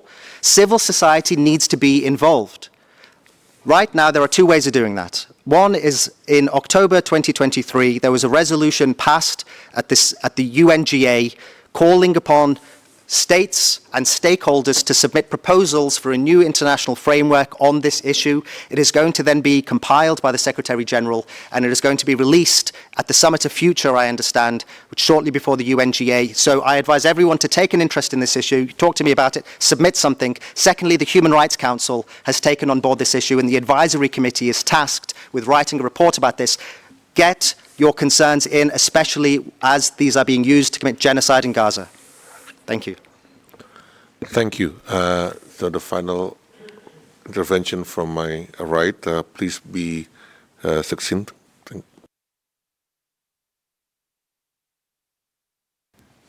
Yeah, okay. Good afternoon. My name is İzzet Şahin, coming from the Foundation for Human Rights and Freedoms and Humanitarian Relief, IHH, based in Istanbul, Turkey. The main problem in Palestine is occupation and the siege on Gaza and the other pieces of Palestine. In 2010, we organized a Freedom Flotilla to break the siege on Gaza, and Israel attacked one of the boats, Mavi Marmara, and killed 10 of our colleagues on the boat. And the siege continue on Gaza and Palestine, and there is no way, after political discussions, now the same organizers, we organized another Freedom Flotilla, and we are going to set sailing in maybe 2-3 weeks to break the siege on Gaza. Our main request from UN and the member states, how do you advise us for the success of this initiative to break the siege on Gaza through the sea, and how to protect those attendees from tens of countries who are supporting Palestinian people these days? Thank you. Thank you. So let me now just return to the panelists, and I would like to give the floor first to Ms. Rula Shadid, just to comment on the discussion that we've had, the second part, and whether she has any concluding remarks as well. Please, Rula. I have 1 minute, or? I'll give the panelists 3 minutes each. Well, I think there are many good ideas that have been mentioned, and yes, especially the AI and the use of AI is growing, and it is very scary because we don't have much information, and this is one of the things that the colonizing state of Israel is trying to be beneficial in their diplomatic relations to other countries, to actually, this is one of the tools that they use to build relationships or intimidate others in relation to having a relationship with them. This we see in many Latin American countries, in African countries, and in the Arab region as well. So it is very interesting, and it is very dangerous, and it is growing very quickly. So thank you, Osman, for that intervention. In relation to to expel the colonizing state of Israel, yes, of course. I still cannot believe that this is not something that has been already done or asked for by a number of states. It is very important to show that this is one part of the accountability, is to actually, that countries do not agree to sit with the state, and we have seen it happen against other states, but not Israel, which is the best ally for many of the Western countries that supports Israel, and will not allow for this to happen, which leads us to the fact that this is why a reform of the system is extremely important. And yes, Palestine, despite the fact that it is a very tiny region, but it is a cause that is making us question, and it is a cause that has become a test to all the tools that we have, to all the accountability discussions and debates and papers, and what is actually working and what is not. So I will conclude by saying that every single action of everyone in this room, regardless of your title, regardless of your position, is extremely important. Do not underestimate the work of your states, of your organizations, of you as individuals. It is very important that we complement each other. And last thing is that please do not let the momentum be lost after the ceasefire, because after the ceasefire is when we will actually deal with the horrifics, and we will start learning about the extra and the more horrific things that we will start seeing. So remember that ceasefire does not mean the end of the situation. This genocide cannot be unpunished, and this is basically my best message to everyone, and the use of every tool we have, including sanctions, arm embargo, and accountability is very, very important. And of course, I can see here that there are some states, it would be great if you can put forward a resolution to actually expel Israel from the General Assembly. I know it's big, but it's worth it. Thank you. Thank you. Can I now give the floor to Diego Khamis to have comments based on the statement, intervention from the floor, and final words?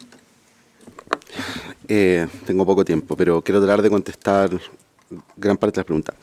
Previo a eso, creo que Rula, en su segunda intervención, después de que yo contesté algunas preguntas, creo que dio un ejemplo muy bueno y que grafica muy bien lo que yo quería decir sobre las responsabilidades. Cuando habló de la falta de elecciones, por ejemplo, en la autoridad en Cisjordania o en la Autoridad Nacional Palestina, claro, como palestinos, y lo digo como un todo, tenemos una cierta responsabilidad, pero tampoco podemos negar que no somos un Estado o un pueblo como cualquier otro. Como la última vez que hubo una chance y hubo una oportunidad real, había un acuerdo, ¿cómo íbamos a hacer una elección sin que hubiesen elecciones en Jerusalén? Podemos buscar otras formas, pero en el fondo lo que yo creo que es muy relevante es buscar una estructura organizativa que se insere cuáles son nuestras verdaderas posiciones y quiénes son parte, sobre todo desde la diáspora, en el rol de la OLP o la ANP.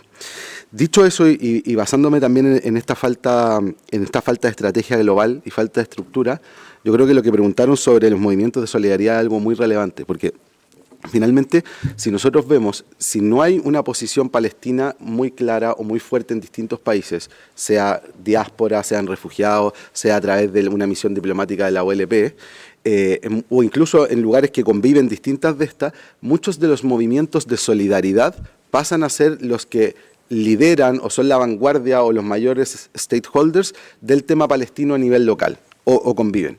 Y yo creo que eso es muy valioso, o sea, los que llevamos Palestina en la sangre, tenemos un deber moral y ético. Los movimientos de solidaridad la llevan en el corazón y por lo tanto es más valioso.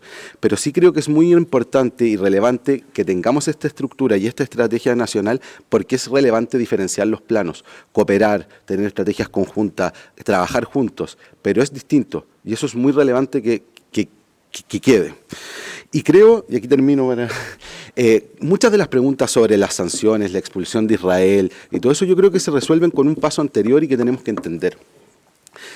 El orden que se nos propone al mundo, a la comunidad internacional post-Segunda Guerra Mundial, es un orden que en teoría está basado en una legalidad, en formas, en el derecho internacional.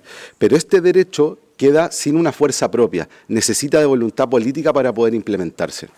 Entonces, es evidente que Israel ha estado al margen de la legalidad internacional y ha ido incrementando, cada vez se ha puesto más al margen de la legalidad internacional en los últimos 75 años. Pero si no hay fuerza y si no hay una voluntad política de la comunidad internacional para que Israel y presione con medidas concretas a Israel para que adecúe su comportamiento a la legalidad internacional, todo lo que estamos hablando acá, que objetivamente si uno mira en estricto rigor en derecho, probablemente se podría expulsar a Israel de Naciones Unidas, probablemente tendríamos que tener rendición de cuentas importante en distintos órganos, pero para poder activar los distintos mecanismos de Naciones Unidas se necesita de voluntad política y por eso es tan importante el trabajo previo. Si no logramos conseguir esa voluntad política en los distintos miembros de la comunidad internacional, sean Estado o no vamos a nunca conseguir nada. Tenemos el derecho, está bien, pero necesitamos ejecutarlo. Y para eso necesitamos trabajar en obtener una voluntad política de la comunidad internacional que lo viabilice. Por lo mismo creo, y un poco lo que decía Tilda, que yo creo que en Palestina se juega la legalidad internacional. Se juega el orden mundial sobre el que hemos construido este mundo, o en teoría hemos construido este mundo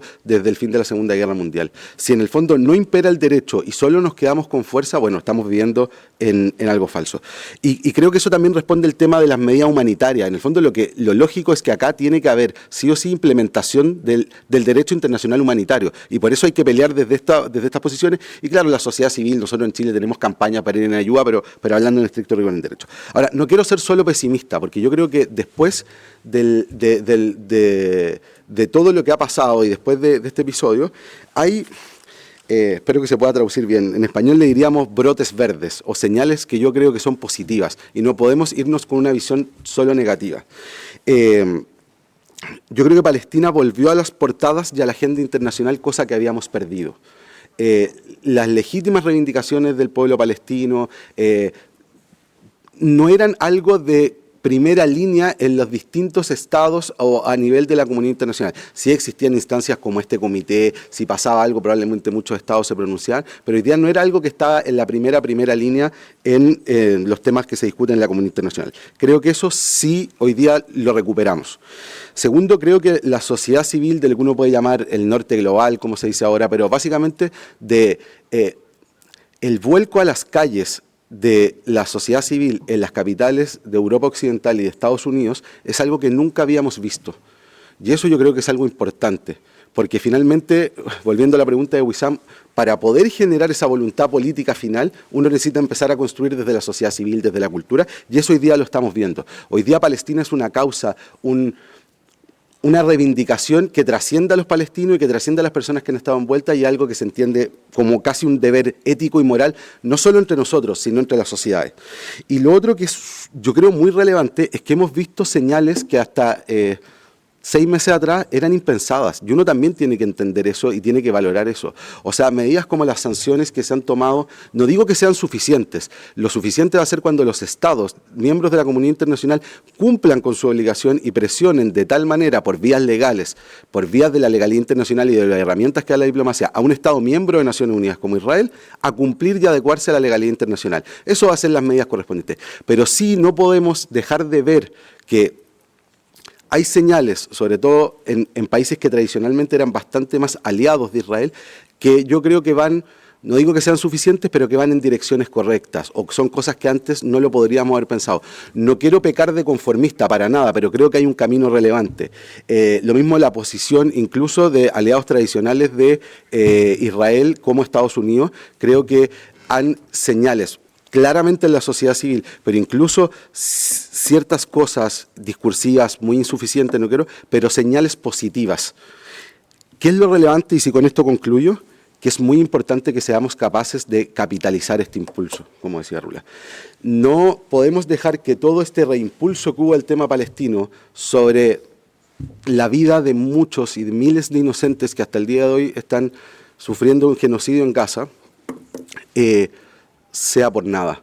Tenemos, todos los que estamos envueltos acá, los que tenemos origen palestino, la gente de la sociedad civil que trabaja, los estados miembros, todo el mundo que tenga, yo creo que Palestina es un deber moral, tenemos que aprovechar y capitalizar esto. Y para eso, vuelvo al punto inicial, creo que es muy relevante tener una estrategia común, a lo menos desde el pueblo palestino, y que pueda ser compartida y ojalá trabajada con distintas organizaciones o movimientos de solidaridad con Palestina. Yo creo que ese tiene que ser nuestro norte, porque la única manera en que encontremos una solución pacífica en Palestina es mediante la implementación del derecho internacional, y eso requiere la voluntad política de los actores relevantes.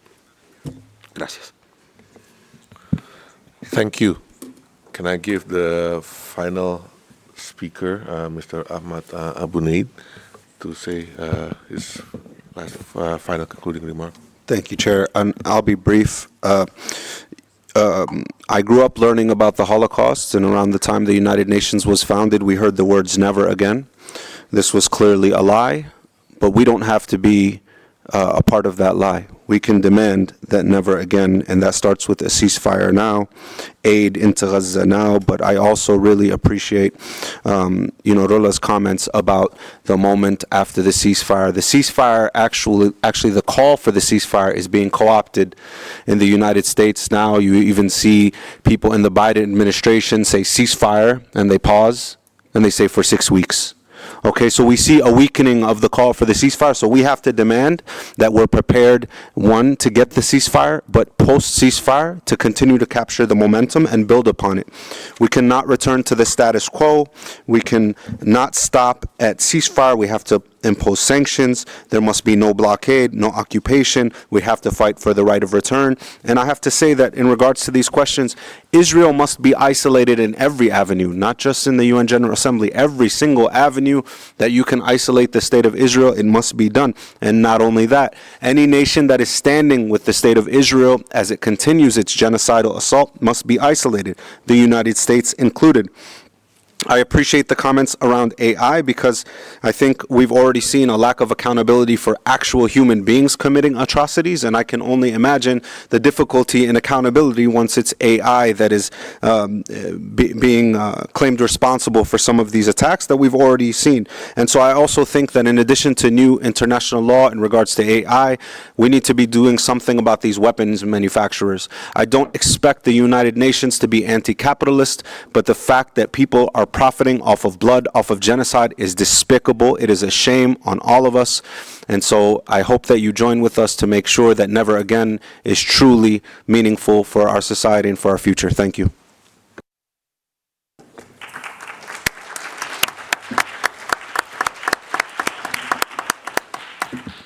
Thank you. Thank you to all the panelists. So, Excellencies, ladies and gentlemen, it has been a very interesting and very good discussion.